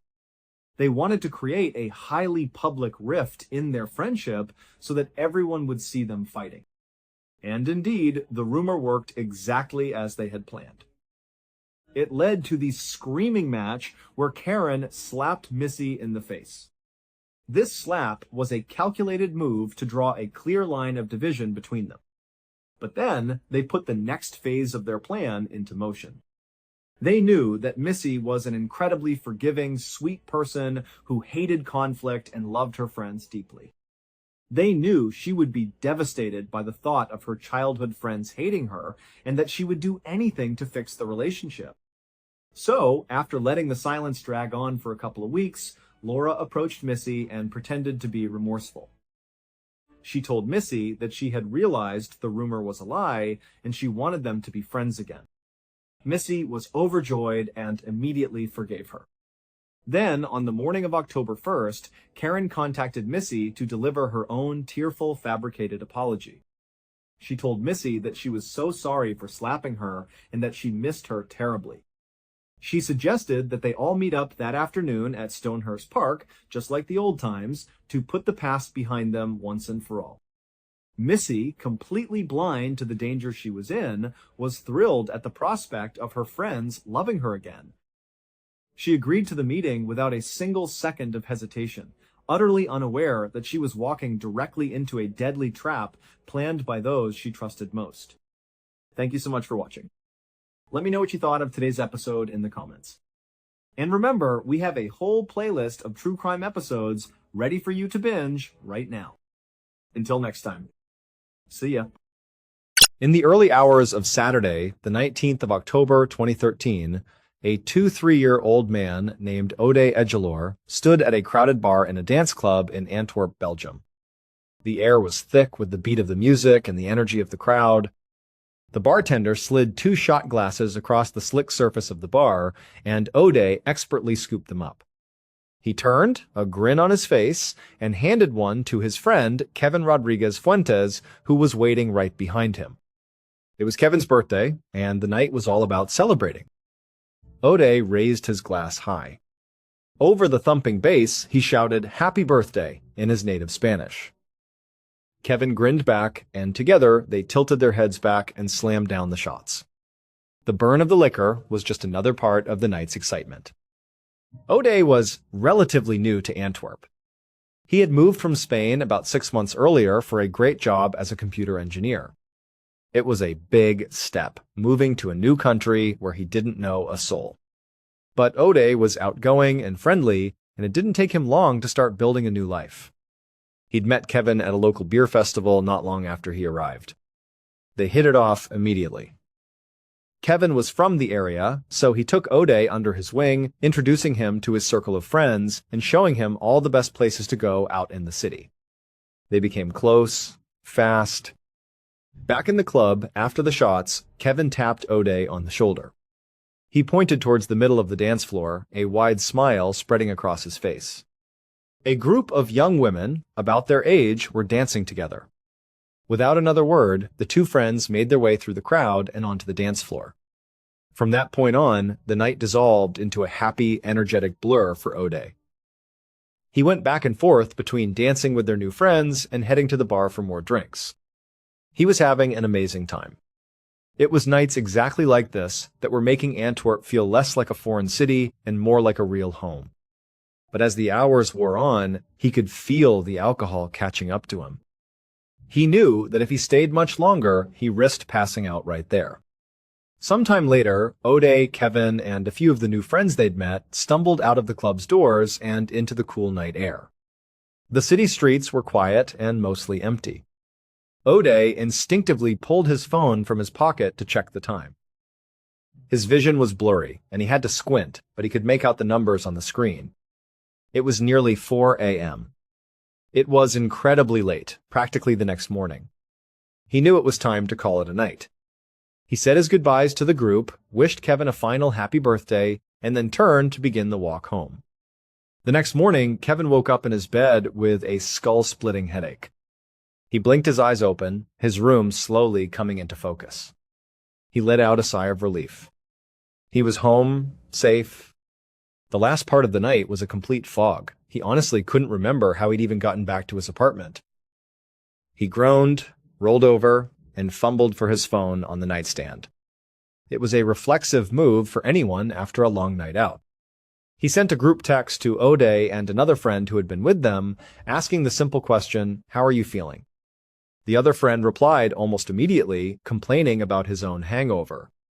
But there was no reply from Ode. At first, Kevin didn't think much of it. Ode had been drinking just as much as he had. He was probably still sound asleep, trying to recover. He figured he'd hear from him later in the day. But the day passed, and still nothing. The sun went down, and Kevin's phone remained silent. By the next day, which was Sunday, October 20th, with still no word from Ode, Kevin's casual concern started to turn into real worry. This was unusual. He decided to call Ode directly. He put the phone to his ear, but it didn't ring. It went straight to voicemail. That meant his phone was either dead or turned off. This small detail sent a jolt of anxiety through Kevin. Ode was always good about keeping his phone charged and was usually quick to respond to messages. 24 hours of silence was not like him at all, not even with the worst hangover. Kevin immediately called the other friend from their group. He asked if he'd heard anything from Ode. The friend said no, he hadn't spoken to him since they all left the club. The worry was now escalating into a quiet panic. Kevin decided he needed to go check on him in person. He got dressed and headed over to Ode's apartment. When he arrived, he found Ode's roommates at home, but Ode wasn't there. The roommates didn't know Ode all that well. They were more just people who shared a living space. They told Kevin that Ode hadn't come home after the birthday party. They just assumed he was crashing at a friend's place for the weekend and hadn't thought anything of it. But for Kevin, this was a huge red flag. Ode would have told him if he was staying somewhere else. They were close friends. he would have been the first to know. The panic was no longer quiet. As he stood there in Ode's empty room, his mind raced, trying to think of any possible explanation. Then, a thought struck him. He remembered that one of their mutual friends, a young woman named Owen, had gone out of town for a wedding. Maybe, just maybe, Ode had made a last-minute decision to go with her. It was a long shot, but it was the only logical explanation he could come up with. He left the apartment and immediately called Owen. He was hoping she would pick up and tell him that Ode was right there with her, that everything was fine. But when she answered, he could hear the panic in her voice, too. It turned out she had also been trying to reach Ode for the past day, calling and texting him nonstop with no response. She was just as worried as he was. The reality of the situation crashed down on Kevin. No one had seen or heard from Ode since he left the group at 4 a.m. to walk home. He was just gone.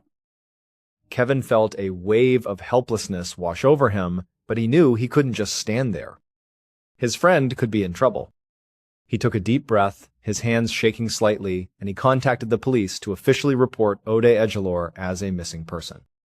The following day, Monday, October 21st, Kevin found himself sitting in a small, sterile room at the police station across from two detectives from the Belgian National Police's Missing Persons Unit.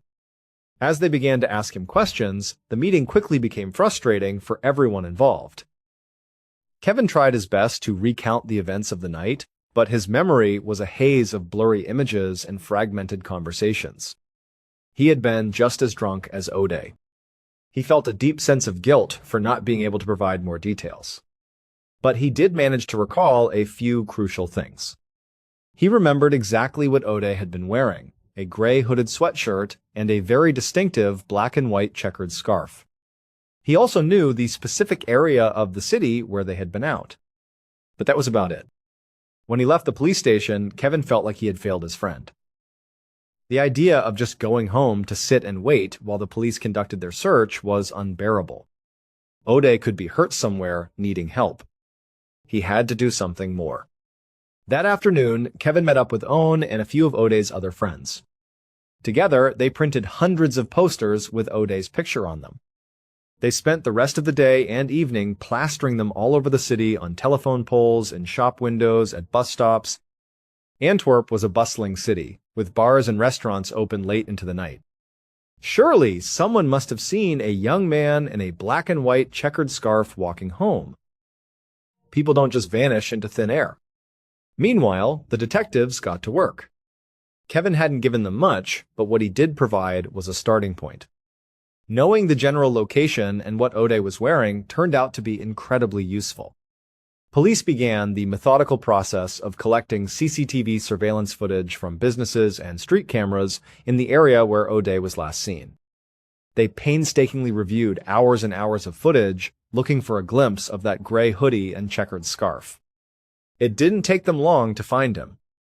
On one camera, they saw Ode walking alone down a dimly lit side street just as Kevin had described. His distinctive scarf stood out clearly, even on the grainy nighttime footage. The investigators were hoping the footage would show him getting into a taxi, or meeting up with someone, or even just going into a building. But what they saw next made them lean in closer to the monitor. Out of the deep shadows of a doorway, a figure suddenly emerged. The man rushed towards Ode. It was an ambush. The man attacked Ode, and in the brief struggle, he snatched what looked like Ode's wallet from his pocket. Then, just as quickly as he appeared, the attacker took off running, disappearing down the street. The investigators weren't entirely surprised. While Antwerp was a relatively safe city, muggings did happen, especially to people who were visibly intoxicated and walking home alone late at night. It was a disturbing piece of evidence, but it was also a solid lead. But their investigation was about to take a truly bizarre turn. They continued to track Ode's path through the city's network of cameras. On footage from a different camera, just a few minutes after the first mugging, they saw Ode again. He had clearly pulled himself together and was still trying to make his way home. He was still walking alone. But then, it happened again. Suddenly, two new men appeared and rushed him. They attacked him And this time, they took his phone. Then, like the first mugger, they sprinted off into the darkness, leaving O'Day alone on the street once again. The detectives in the room stared at the screen in disbelief. In the span of just a few minutes, O'Day had been mugged twice by 3 different people.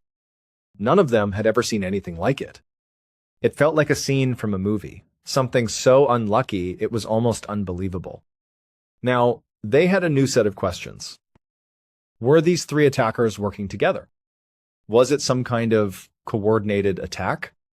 Or was it just a case of extraordinarily bad luck? They didn't know, but they now had a clear objective. The muggers had stolen O'Day's wallet and his cell phone. That meant they could track the credit cards and the phone's data. They hoped this digital trail would lead them directly to the attackers. Once they had the muggers in custody, they believed they would get the answers they needed to find O'Day. The investigators' plan took a few days to execute, but it worked perfectly. They tracked O'Day's stolen credit card and discovered that someone had tried to use it at an ATM in the city. They immediately pulled the surveillance footage from that ATM and got a clear picture of the first mugger. Then, using cell phone tower data, they were able to trace the path of O'Day's stolen phone. By cross-referencing that data with CCTV footage along the route, they managed to identify the other 2 attackers from the second mugging. They now had all 3 men. They were confident that the mystery of O'Day's disappearance was about to be solved. Fast forward to October 29th. It had been 10 long days since O'Day had vanished, and there was still no sign of him. The police brought the 3 muggers in for questioning, interviewing each of them separately. The detectives laid it all out on the table. They told them they had a mountain of evidence: CCTV footage, ATM photos, cell phone data. They knew they were the ones who had robbed O'Day moments before he disappeared. There was no point in denying it. And to their surprise, none of the men did. All 3 of them freely admitted to robbing O'Day. They told the police exactly what they had stolen. But they all insisted on 2 things. First, their attacks were not coordinated in any way. It was a complete coincidence that they had both targeted the same person within minutes of each other. And second, and more importantly, they all swore that they had absolutely nothing to do with his disappearance. They said they just robbed him and ran. That was it. The investigators listened to their stories with deep skepticism. The idea that 3 criminals had randomly and separately mugged the same man, who then coincidentally vanished in a third unrelated incident, seemed almost laughably improbable. It defied all logic. They pressed the men hard, convinced they were lying, convinced they were hiding a much darker secret. But no matter how much pressure they applied, their stories never changed. We mugged him, we ran away, and we never saw him again. The police arrested and held all 3 men on robbery charges. But their primary goal was still to connect them to O'Day's disappearance. They were sure that with enough time, one of them would crack and tell the truth about what really happened to him. But then, another piece of surveillance footage surfaced from a camera further down the street. And this new footage changed everything. It showed O'Day just moments after the second mugging had occurred. And just as the muggers had claimed, the video showed them running away in the opposite direction. More importantly, it showed O'Day alone, dusting himself off for a second time, and then continuing to walk down the street, eventually moving out of the camera's frame. He was alone. To their absolute astonishment, the police had to accept that the muggers might have been telling the truth all along. This meant that after being violently robbed twice, O'Day had simply kept walking through the streets of Antwerp. Their best and only lead had just evaporated. The investigation was back at square one. This new footage also meant that the search area was now much, much larger. They had to search the entire city. In early November 2013, about 2 weeks after O'Day vanished, the Belgian National Police launched a massive search operation across Antwerp. They went back to every bar, club, and restaurant in the area where O'Day had been. They re-interviewed staff and patrons, showing O'Day's picture, asking if anyone remembered seeing him. But everywhere they went, they hit a dead end. No one knew anything. As the days turned into weeks, the focus of the search slowly shifted northward, following the general direction O'Day had been walking when he was last seen on camera. This path was leading them away from the city center and towards the banks of the River Scheldt, a wide, dark river that cuts through Antwerp on its way to the North Sea. On the evening of November 7th, 19 days after O'Day was last seen, a few detectives found themselves standing on the deck of a very unique structure floating on the River Scheldt.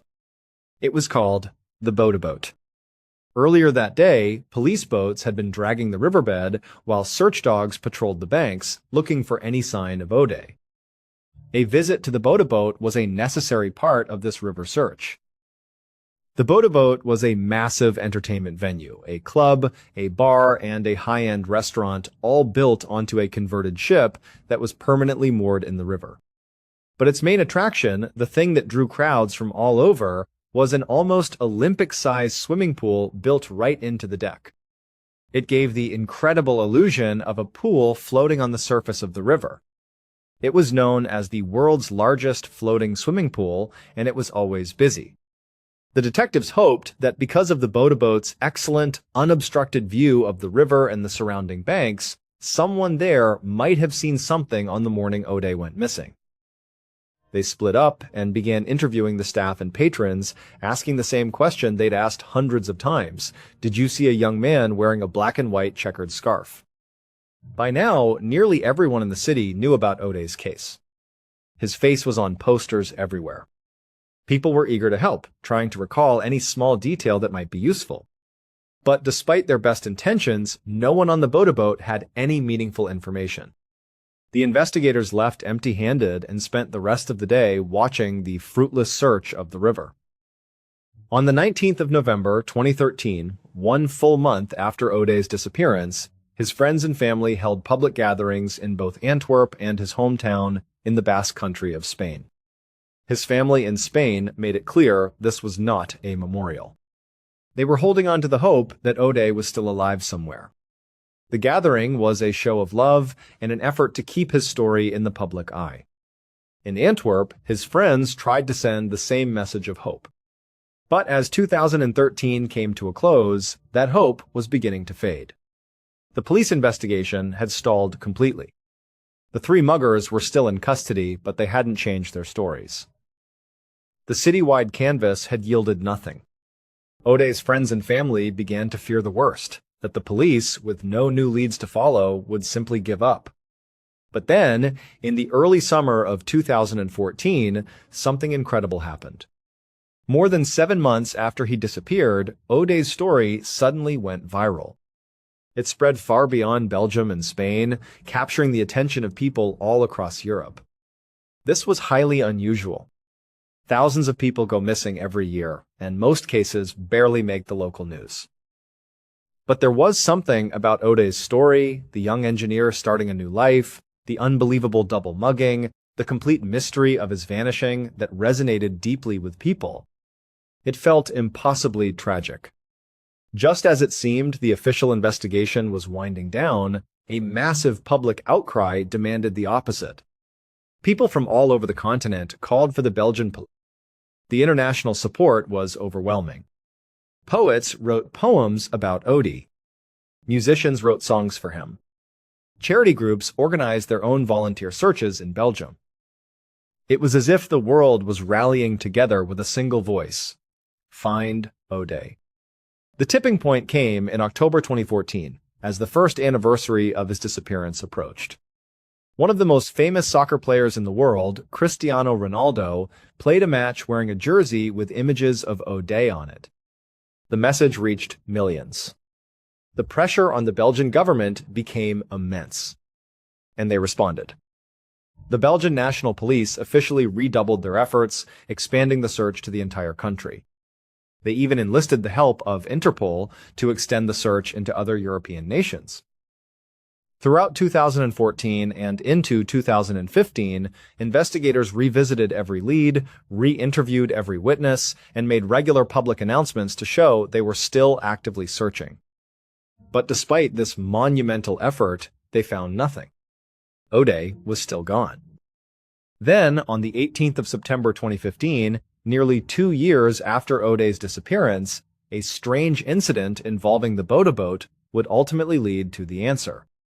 The Boda boat itself was essentially a large, flat, floating platform, more like a huge dock than a traditional ship with a deep hull. On that day, the massive swimming pool on its deck started to leak.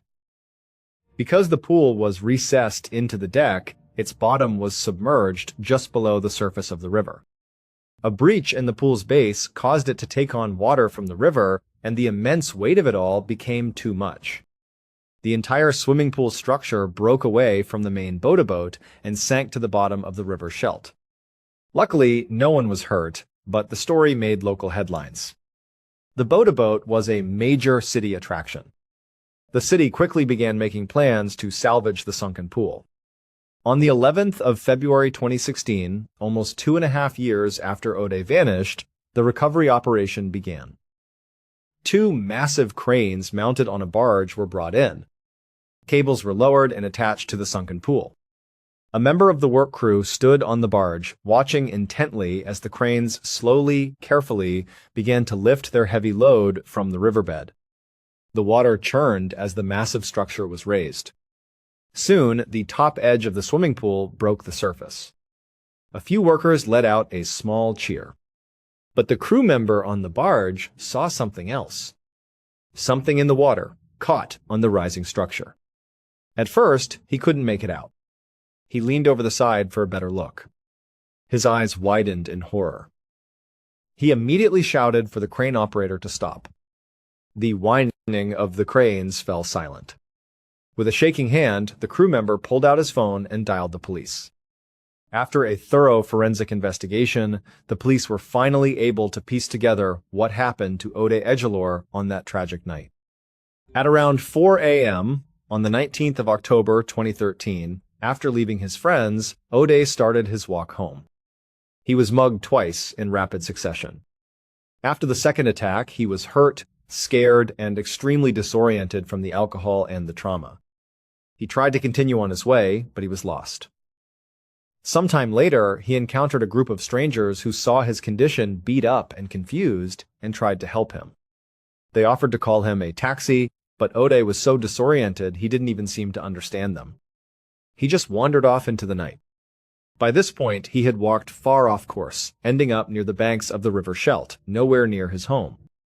At some point, in his drunken and confused state, he got too close to the river's edge.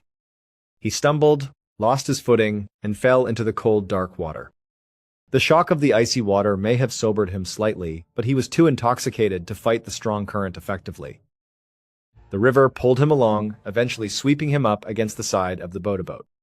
He was trapped there, pinned against the hull by the current, right next to the recessed swimming pool.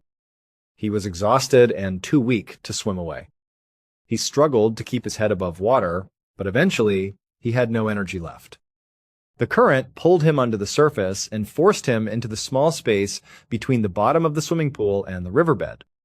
He became wedged there, and he drowned. For more than 2 years, Ode's body remained trapped beneath that swimming pool. Thousands of people swam and partied just a few feet above him, completely unaware. It was only when the pool sank and was later raised by the cranes that his body was finally discovered, still entangled with the structure that had hidden him for so long.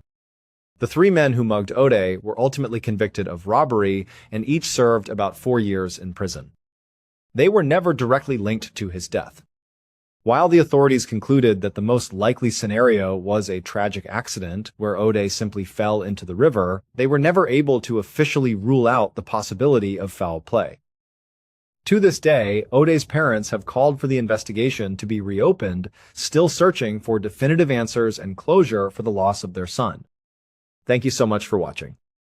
Let me know what you thought of today's episode in the comments. And remember, we have a whole playlist of true crime episodes ready for you to binge right now. Until next time, see ya. Think about the choices you make every single day. Most of them feel completely minor. You choose what to eat for breakfast, which route to take to work, or whether to say hello to a stranger. You do not spend hours agonizing over these decisions because they seem totally harmless. But life has a very strange way of working. Sometimes the smallest, most insignificant choice you make can set off a massive chain reaction. A single moment can ripple outward and completely reshape your entire future, or even the lives of millions of other people around the globe. Today, we are going to look at 3 incredible stories of real people who made simple choices that led to some of the most famous, unexpected turning points in modern history. And as you will see, none of them could have possibly guessed where their actions would lead. Our first story begins on a cold morning on the 17th of January, 1977. A 36-year-old man named Gary Gilmore was walking slowly across a yard towards an old abandoned canned food factory in Draper, Utah. He was not alone. In fact, Gary was surrounded by several heavily armed prison guards. The guards were tense. They kept their hands close to their weapons because they were terrified that Gary might try to make a run for it. They thought he might break away and force them to shoot him right there in the yard. But the truth was, Gary had absolutely no intention of running. He had been waiting for this exact moment for months, and he was completely ready. So Gary kept walking, his boots crunching on the cold ground, flanked by the guards. He did not hesitate for a single second when they reached the entrance of the concrete building. He just stepped inside. The interior of the old factory was massive, cold, and completely empty. There was no machinery left, no boxes, nothing. It was just a giant, cavernous space with concrete floors and high ceilings. But way across the room, pushed up against the far back wall, sat a single wooden chair. Gary did not need to be told what to do. He immediately began walking across the empty concrete floor directly toward that chair. When he reached it, he turned around and sat down. As soon as he was seated, the guards moved in quickly. They took thick leather straps and began securing his wrists and his ankles to the wooden chair so he could not move at all. Throughout this entire process, Gary did not struggle. He did not say a word. He did not even look at the guards. Instead, his eyes were locked on the opposite side of the empty room. On the far wall, directly across from where Gary was strapped down, was a large, heavy black curtain. It looked like someone had wheeled out a stage curtain to block the view of whatever was behind it. And as Gary stared at this curtain, he noticed there were 5 small, evenly spaced slots cut into the fabric. Gary could not see through those dark slots, but he knew exactly what was behind them. He knew that at each of those 5 stations, a police officer was standing with a loaded rifle. They were the firing squad, and they were there because Gary himself had specifically requested them. To understand how Gary ended up in this chair, we have to go back to the summer of 1976. Gary was a troubled man who had spent most of his adult life in and out of reform schools and prisons for various crimes. But in July of 1976, his behavior turned incredibly violent. Over the course of just 2 days, Gary robbed and murdered 2 innocent young men in Utah. First, he shot Max Jensen, a gas station attendant who complied with all of his demands. The very next night, he shot Benny Bushnell, a student working at a motel. Both men did exactly what Gary asked, but he killed them anyway. Gary was caught almost immediately, put on trial, and convicted of murder. In October of 1976, the jury sentenced him to death. Now, at the time, this was a massive deal. The United States had not executed anyone in nearly 10 years due to a Supreme Court ruling on the death penalty. Gary's case was going to be the first execution in a decade, and it sparked a huge media storm. Almost immediately, people stepped in to try and stop it. Gary's own mother, along with organizations like the American Civil Liberties Union, filed multiple appeals to try and get his sentence changed to life in prison. But while most death row inmates would have been grateful for the help, Gary was furious. He did not want to spend the rest of his life locked in a concrete box. He believed that life without parole was a fate far worse than death. And so, Gary fought against his own lawyers. He pushed the courts to go ahead with the execution as quickly as possible. Under Utah law at the time, death row inmates were allowed to choose how they wanted to die. They could choose hanging, or they could choose a firing squad. Gary chose the firing squad. And so, after months of legal battles, his request was finally granted. Now, back in the abandoned cannery, the guards finished tightening the leather straps on Gary's wrists and ankles. They stepped away, leaving him alone in the chair. Then, a prison chaplain walked over. He stood beside Gary and read him his last rites. When he finished, the chaplain looked down at Gary and asked him if he had any final words he wanted to share with the world. Gary did not hesitate. He looked up at the chaplain, completely calm, and simply said, "Let's do it." The chaplain nodded, stepped back, and signaled to the men behind the curtain. 5 rifle barrels poked through these small slots in the black fabric. A moment later, a loud blast echoed through the cavernous room, and Gary Gilmore was dead. At this point, you might be wondering how this dark story has anything to do with a small choice changing the world. Well, we have to fast forward 10 years to the year 1987. In Portland, Oregon, a young marketing executive named Dan Whedon was sitting in a conference room at his advertising agency, Whedon and Kennedy. Dan and his team had recently signed a new client. It was a sports shoe company that had a lot of potential, but they were struggling. They were trying desperately to compete with Reebok, which was absolutely dominating the fitness market at the time. This shoe company had hired Dan to create a massive breakthrough marketing campaign that would help them stand out and become a household name. But the problem was, Dan and his team were completely stuck. For hours, they sat in that meeting room, tossing around different ideas and pitches. They wanted something that would connect with serious, hardcore athletes, but also with ordinary people who were just trying to get off the couch and go for a jog. Every idea they came up with felt flat. Nothing had that punch they needed. Dan was getting more and more frustrated as the hours ticked by. And then, completely out of nowhere, Dan had a sudden epiphany. He was not even sure why the thought entered his mind, but he suddenly found himself thinking about the execution of Gary Gilmore from 10 years earlier.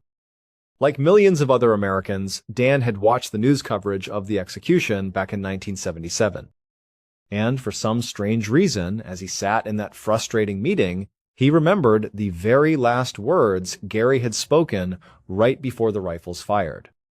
Dan thought about the phrase, "Let's do it." It was incredibly simple. It was direct, and it possessed a strange, rugged determination. It was about taking action without overthinking, without making excuses. But Dan thought the phrase could be just a little bit stronger. He decided to tweak it slightly to make it sound more universal.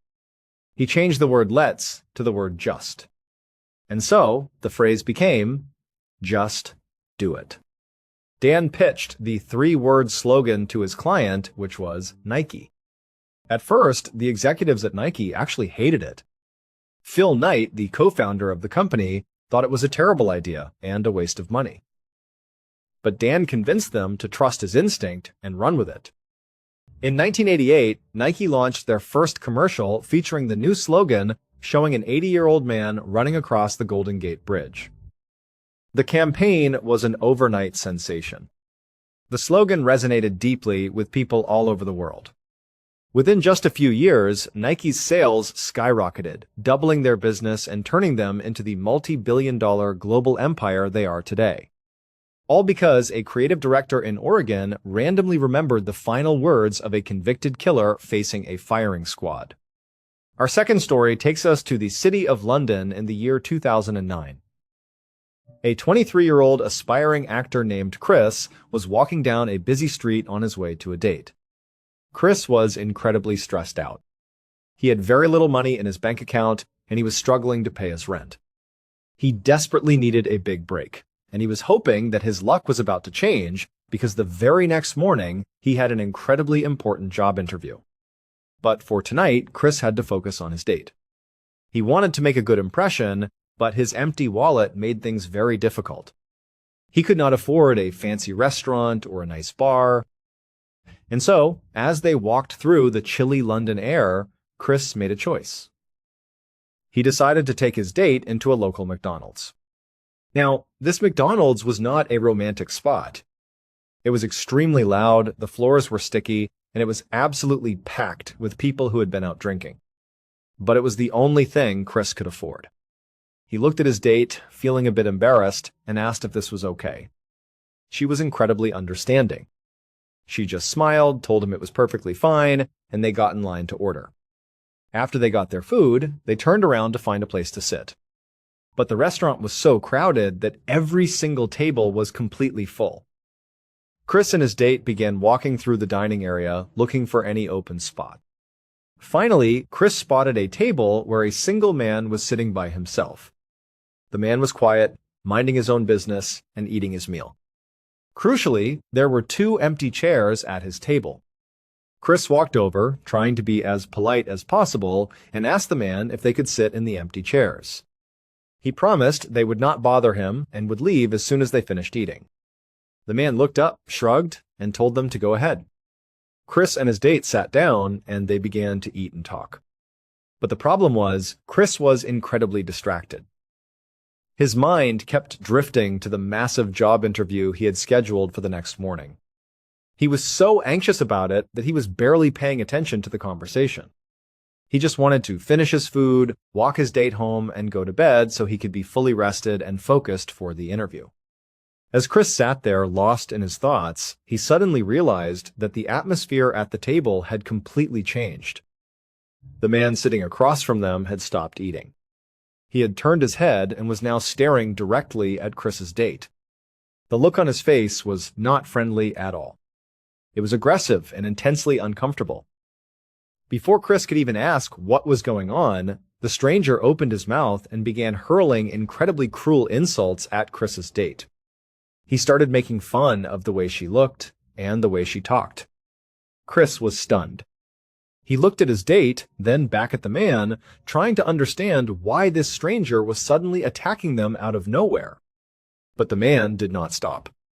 He looked directly at the young woman and called her an ugly pig. Now, Chris had never been in a physical fight in his entire life. He was a gentle guy, and he hated violence. On top of that, Chris was not a particularly large man. He stood at about 5 feet, 8 inches tall. But hearing this stranger brutally insult his date was more than he could take. He decided he had to stand up for her. Chris stood up from his chair, looked at the man, and told him to get up.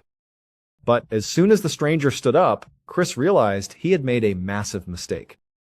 The man was an absolute giant. He towered over Chris, blocking out the bright fluorescent lights of the restaurant. But Chris knew he could not back down now.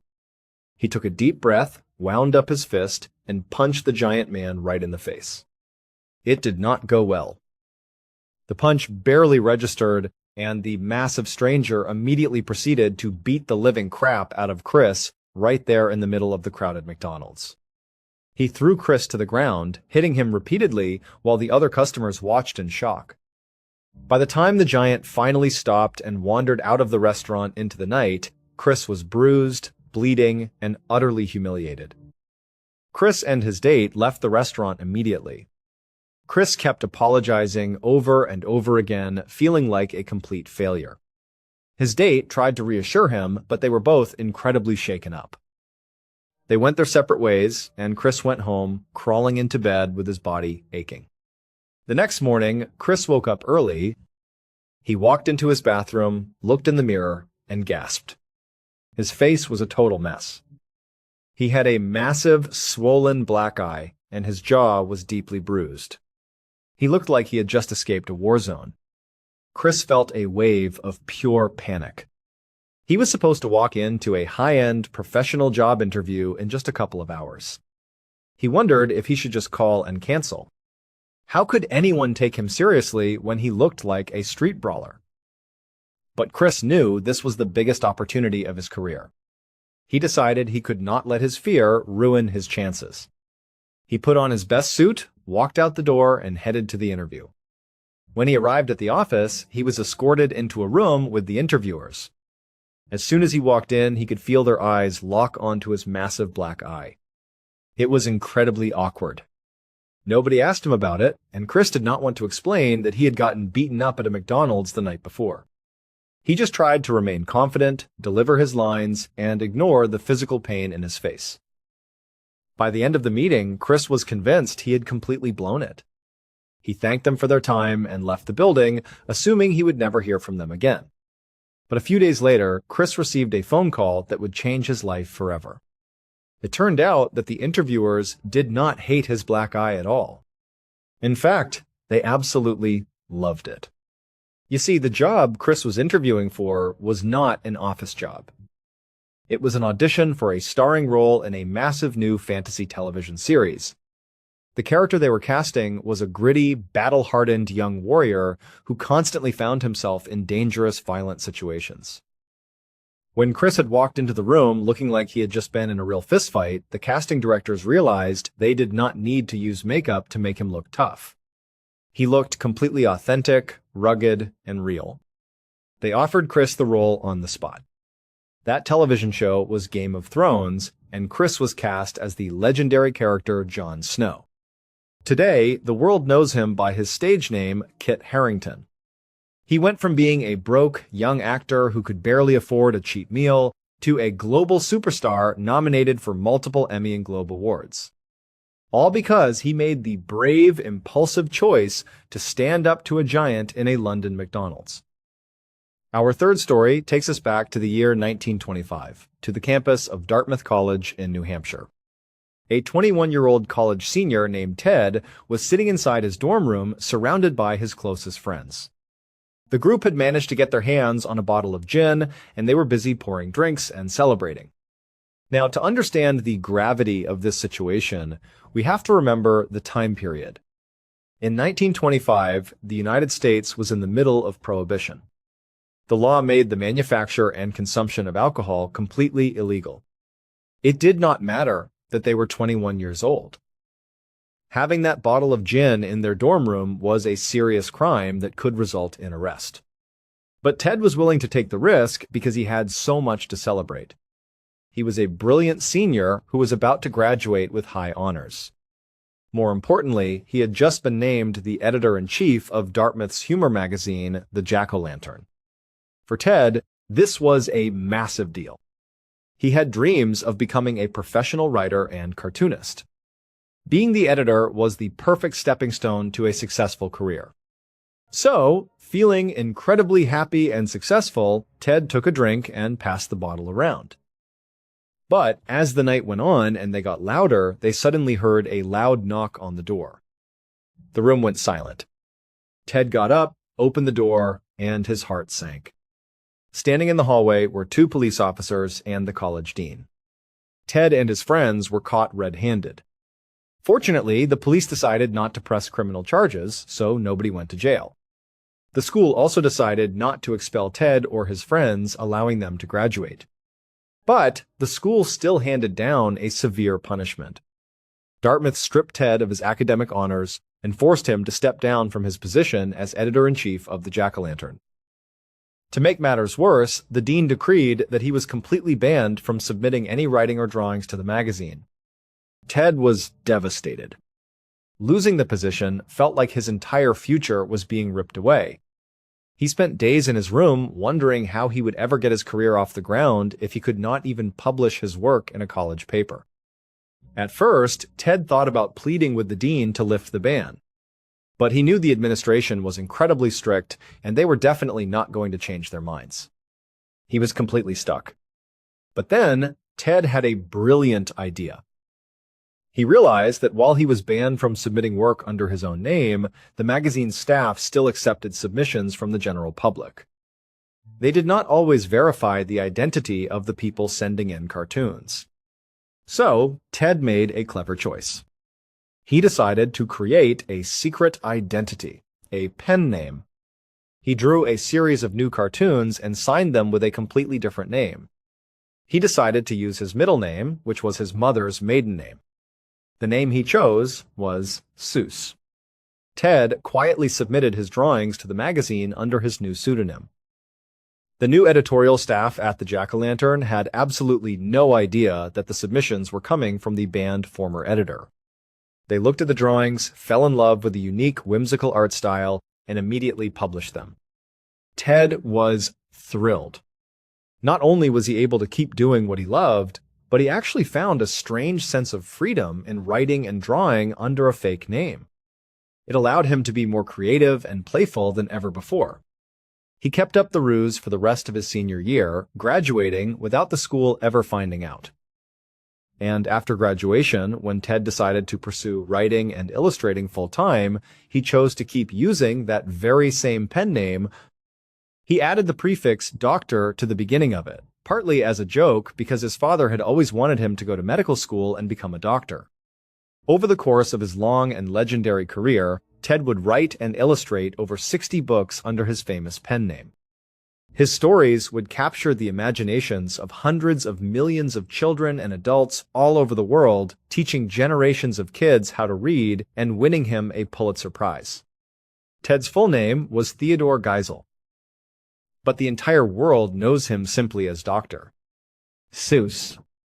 All because a college senior decided to share a bottle of gin with his friends on a quiet night in 1925, got caught, and had to find a creative way to beat the system. It is truly mind-blowing to think about how these lives were fully reshaped by moments that seemed so small. A desperate man facing a firing squad speaks 3 words that become the face of a giant sports empire. A young actor gets into a violent restaurant fight and walks away with the role of a legendary hero. A college kid gets caught with a bottle of illegal gin and ends up creating a famous pen name. We are all always just one small, unexpected choice away from a completely different destiny. Did these stories make you realize how one small decision can change everything? Or are you ready for what comes next? On the afternoon of the 6th of May, 2008, a 54-year-old man named Ricky Williams stood on a riverbank in Western Virginia. He was casting his fishing line out into the calm waters of a place called Dismal Creek. Ricky was really hoping to catch some trout. He'd been out here for a good 30 minutes already, but so far, he hadn't gotten a single bite. Now, on a normal day, Ricky wouldn't have minded. He was the kind of guy who could fish for hours and just enjoy the peace and quiet. But today was different. Today, he and his dog, who was sitting right beside him, were seriously hungry. They'd been camping out in these woods for several weeks, and their food supply had finally dwindled down to almost nothing. So, if Ricky didn't catch any fish today, there was a very real chance neither he nor his dog would eat. For a little bit of context, the place where Ricky was fishing, Dismal Creek, had a bleak name, but it was actually a beautiful, very secluded spot. It was high up on a mountain that was part of the Appalachian Trail. And the Appalachian Trail is this very famous, very long trail, about 2,200 miles, that runs all the way up and down the east coast of the United States. What's really important about the Appalachian Trail is that there's a kind of unwritten code among the people who hike it. All the hikers know this code. It's simple. If you come across another hiker on the trail, it is your responsibility to help them if they need it. And in turn, it's their responsibility to help you if you're the one in trouble. It's like this built-in community of people who are always looking out for one another. And so, Ricky was very aware of this code. As he stood there, casting his line again and again with no luck, he was secretly hoping that a hiker, or maybe a group of them, would wander by. Maybe they'd see him, come down to the creek, find out he needed food, and just offer him some of theirs. But another half an hour went by. No hikers appeared. And still, Ricky could not catch a single fish. Then, all of a sudden, Ricky's dog started to whine. It began shifting around, almost like it could sense a predator was nearby. As Ricky was trying to calm his dog down, he heard a voice coming from the woods right behind him. Someone was definitely moving towards him. When Ricky heard this voice, he felt 2 things at once. On one hand, he was excited. Maybe this was finally a hiker who could give him some food.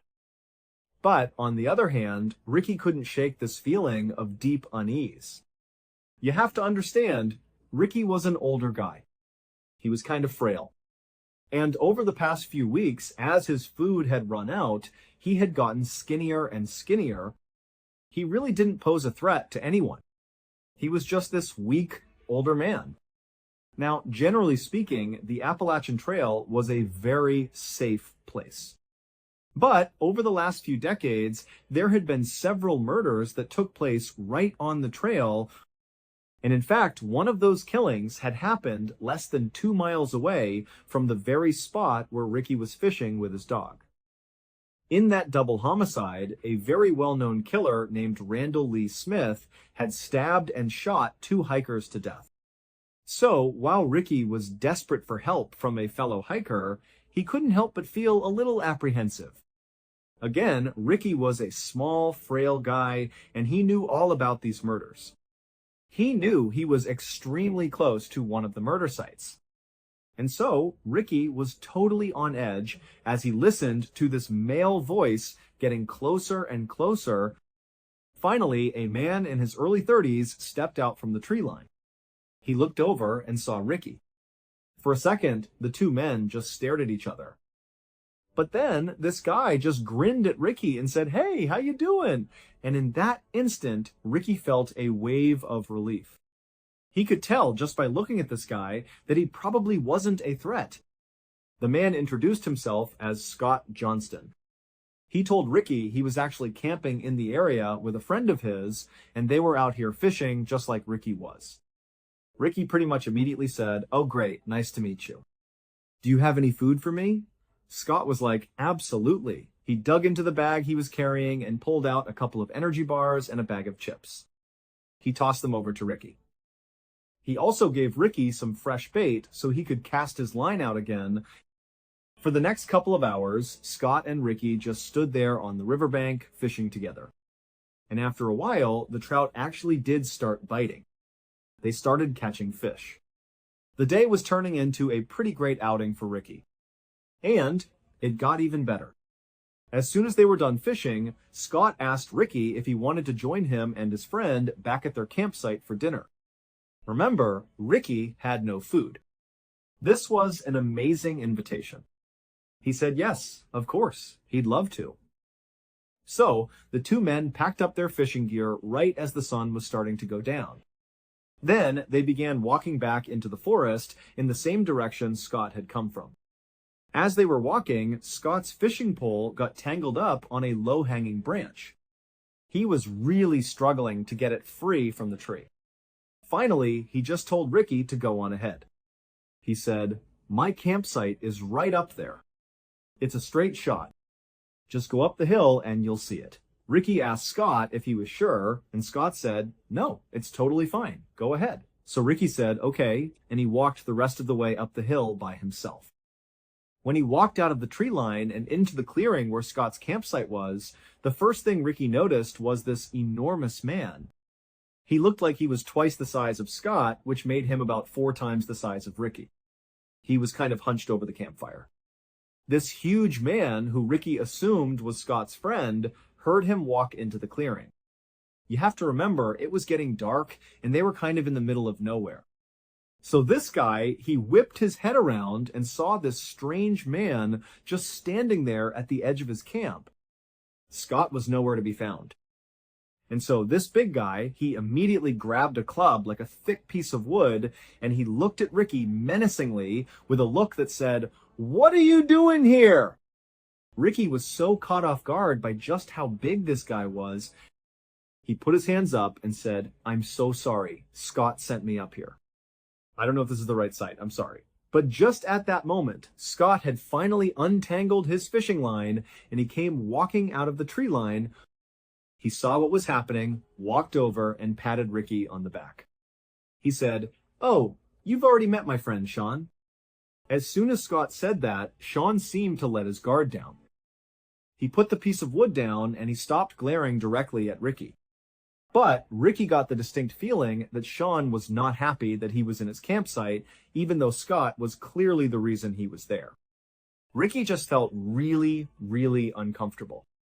At the same time, Scott was ushering him closer to the campfire, telling him to take a seat next to Sean.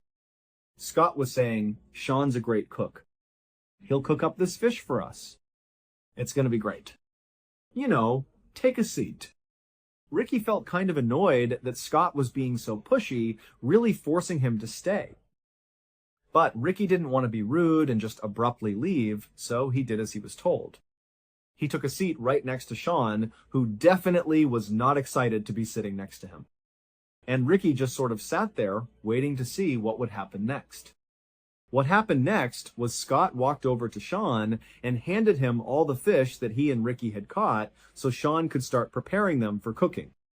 Then, as Ricky was still just sitting there right next to Sean, Scott walked away from the campfire. He went over to his truck, which was parked right next to Sean's Jeep. Scott turned on the radio and just started blasting country music. When Ricky heard this music, he kind of winced. To him, part of the reason the outdoors, the Appalachian Trail, being out in nature, part of the reason it was so wonderful was for the peace and quiet. So to him, it felt almost disrespectful to be out in the middle of this beautiful place, blaring country music. To Ricky, he just couldn't help but feel like there was something off about these two guys. They just seemed really disrespectful and kind of pushy and maybe even aggressive. So Ricky was not happy. But again, he didn't say anything. He didn't try to leave. Because again, he was really hungry, and so was his dog. He needed to eat that fish. A moment later, Scott walked back from the truck and took a seat next to Sean. Then, he and Sean both pulled out their knives and began deboning the fish. As they were doing this, Ricky again was just kind of sitting there, doing nothing. So he sort of meekly asked, "Hey, can you give me a knife? I'll clean a fish." But Sean and Scott kind of waved him off and said, "Don't worry, we got this." And so Ricky just continued to sit there nervously. All he could do was watch the firelight flashing and bouncing off their blades. But eventually, Scott and Sean finished deboning all the fish, and they put their knives away. At that point, they started cooking the fish over the open flame. And suddenly, for Rick actually, it felt like the mood had shifted a little bit. At least now, the two men weren't fiddling around with weapons. It felt kind of safe again. So Ricky started to make some small talk, hoping it would settle his nerves. He told the two men about how much he loved the Appalachian Trail and how he came out here all the time for weeks at a time with his dog.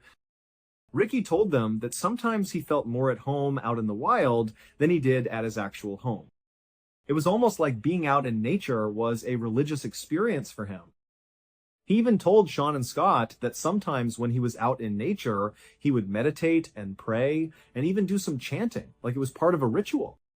He was really trying to be in tune with Mother Nature. But as Ricky continued to tell Sean and Scott about his personal life, he noticed that the two men were definitely paying attention. They were kind of nodding along at the appropriate points in his story. But at the same time, Ricky felt like these two men were also kind of looking at him like he was weird. As if they weren't prepared to say it out loud, but after hearing all these things about his life, they were thinking, what's going on with this guy? And so Ricky suddenly felt really embarrassed about being so open with these two guys who once again just seemed like they didn't quite like him or even really want him there. But luckily, right at that moment, the fish was done. And so the men just sat there in silence and wolfed down the food. By the time they finished, it was about 8 o'clock at night. It was very dark outside. And Ricky, at this point, was just ready to go. He still felt so uneasy there. So, after putting down his plate and his silverware and saying thank you to Sean and Scott for their hospitality, he quickly got up, grabbed his dog, and began walking into the woods towards his own campsite. But after Ricky and his dog had walked maybe 10 or 15 feet away from the campsite, two things happened in very rapid succession. Number one, Ricky suddenly stopped and he turned around and looked back at the campsite. And number two, right as he did this, there was this enormous bang sound, like a small explosion that echoed through the forest. About 30 minutes later, and about 4 miles away from where Ricky, Sean, and Scott had been, there were these two women. They were in their house eating dinner when they heard a sudden, frantic knocking on their front door. Now, these women lived in a very isolated part of the country, so they were very concerned. One of them rushed over to the phone just to be ready to call the police, while the other one very carefully made her way towards the front of the house. She kind of peered out the window, but she couldn't see anything outside. It was too dark. And so she went to her door, which was still getting pounded on by whoever was out there. The woman, she unlocked the door and she opened it just a crack. And what she saw nearly made her faint. There was a man standing on her porch who was absolutely covered in blood. It was as if he had been fully submerged in a tank of blood. I mean, he was all red. The man had his hand pressed over his neck, and the woman who opened the door, she looked at him and she saw that there was this rhythmic pulsing of blood pumping out from his neck in time with his heart. This man was clearly bleeding to death, and so the woman, she screamed for the other woman to please call 911. She yelled, "We have someone who's dying here." And so the other woman started calling 911. Then the man on the porch just said, "Please help me." And then he said something about Dismal Creek, and then he collapsed. This was so shocking for the woman who had opened the door that she just stood there staring, having no idea what to do. But then she happened to look up, and she noticed there was a Jeep that was idling out on the road in front of her house. She hadn't even registered it until now. So either this guy got dropped off, or he had driven that Jeep. But before she could even begin to understand what had just happened, an ambulance and a whole bunch of police cars came screaming up and parked in front of her house. The medics got out, they rushed up, and they grabbed the bleeding man, they put him in the ambulance, and they rushed him off. Meanwhile, not far from the house, police officers were speeding towards Dismal Creek. Because when the women called 911, they said, this guy who showed up on the porch bleeding said something about Dismal Creek, but they had no idea what it was about. And so, instead of trying to wait and figure out what was even going on, the police had basically said, let's just go to Dismal Creek and look around. Let's see if we can figure out why someone would leave that area and show up at this house covered in blood. But as the police were making their way up this winding mountain road, they saw a truck bombing down the road, coming straight at them. The truck, it initially hit its brakes and did kind of attempt to get out of the way of the police cars. But after this truck had basically come to a stop, the driver of the truck just hit the gas all over again. And they veered wildly off the side of the road into an embankment. The truck crashed and flipped several times and then came to a stop. The police officers who had veered to the side of the road to avoid getting hit by this truck, they just watched this happen. And they couldn't understand why the driver had gunned it again after stopping and then seemingly intentionally drove off the road. It almost seemed like the driver was trying to crash. And so the police, they got out of their cars and they approached the wrecked truck with their guns drawn. But when they looked into the vehicle, they saw there was a single occupant, the driver. And he was still somehow alive.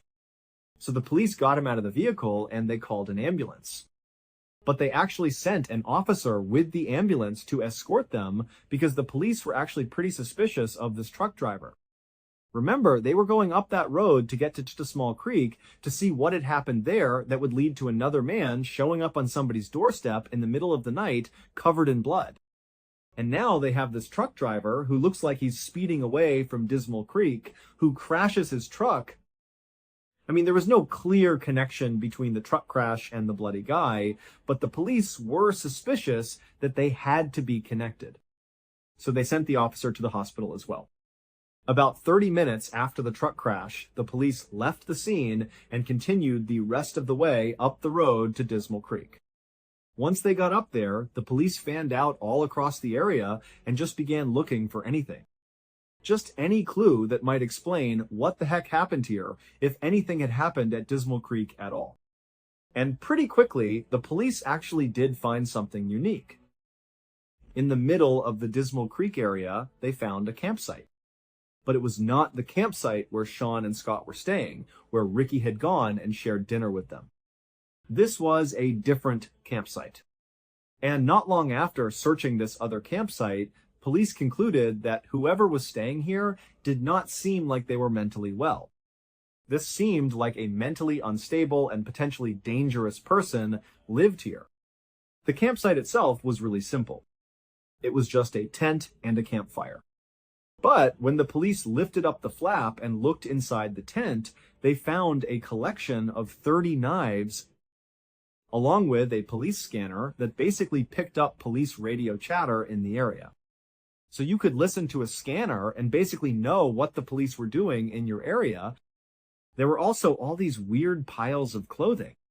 Some were for kids, some were for adults, some were for men, some were for women. There were piles of eyeglasses. And there were 8 pairs of women's underwear. And then also, there was a map of the Appalachian Trail inside of this tent. All over this map, along the trail, were all these spots that were circled. But there was no information about what these circles meant. However, one of the places that was circled was Dismal Creek. And then next to the map was a radio. And inside the radio was a cassette. And so the police just hit play. And immediately, what they heard totally creeped them out. Because the tape sounded like some kind of satanic ritual. It was basically this one man's voice just kind of howling and chanting over and over again. But by far, the most shocking thing that was found inside of that tent was a single piece of paper. And this piece of paper was a birth certificate. And the name on the birth certificate was a name that basically all police in this area knew. And in fact, anybody living in or around the Appalachian Trail would definitely know this name. The identity of this person, the name on the birth certificate, was the key to putting together all these seemingly disconnected events that had happened on this night. From the explosion when Ricky walked away from the fire, to the bloody man at the house, to the truck crash. They were all connected through this single person.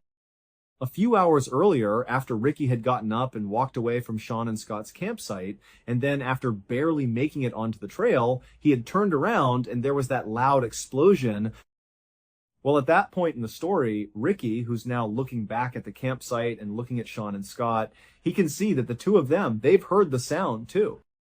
And they were now staring at each other with looks of absolute shock and terror on their faces.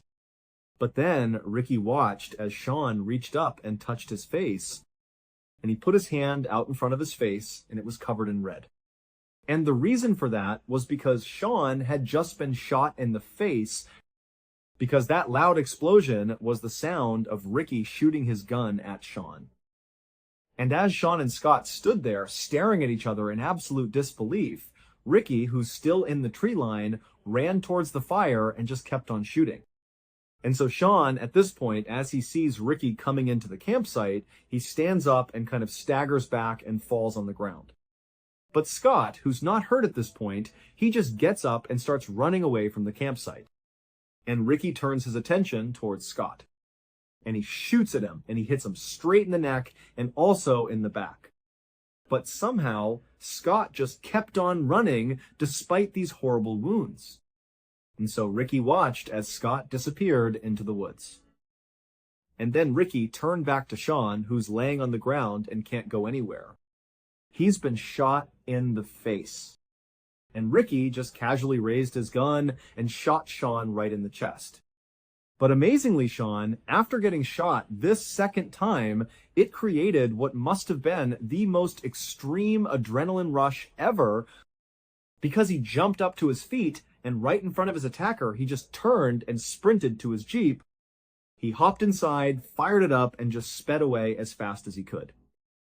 And when Sean flipped on his headlights and turned a corner after getting away from the campsite, he looked down the road and he actually saw his buddy Scott, who had run away first, come tumbling out of the woods onto the road.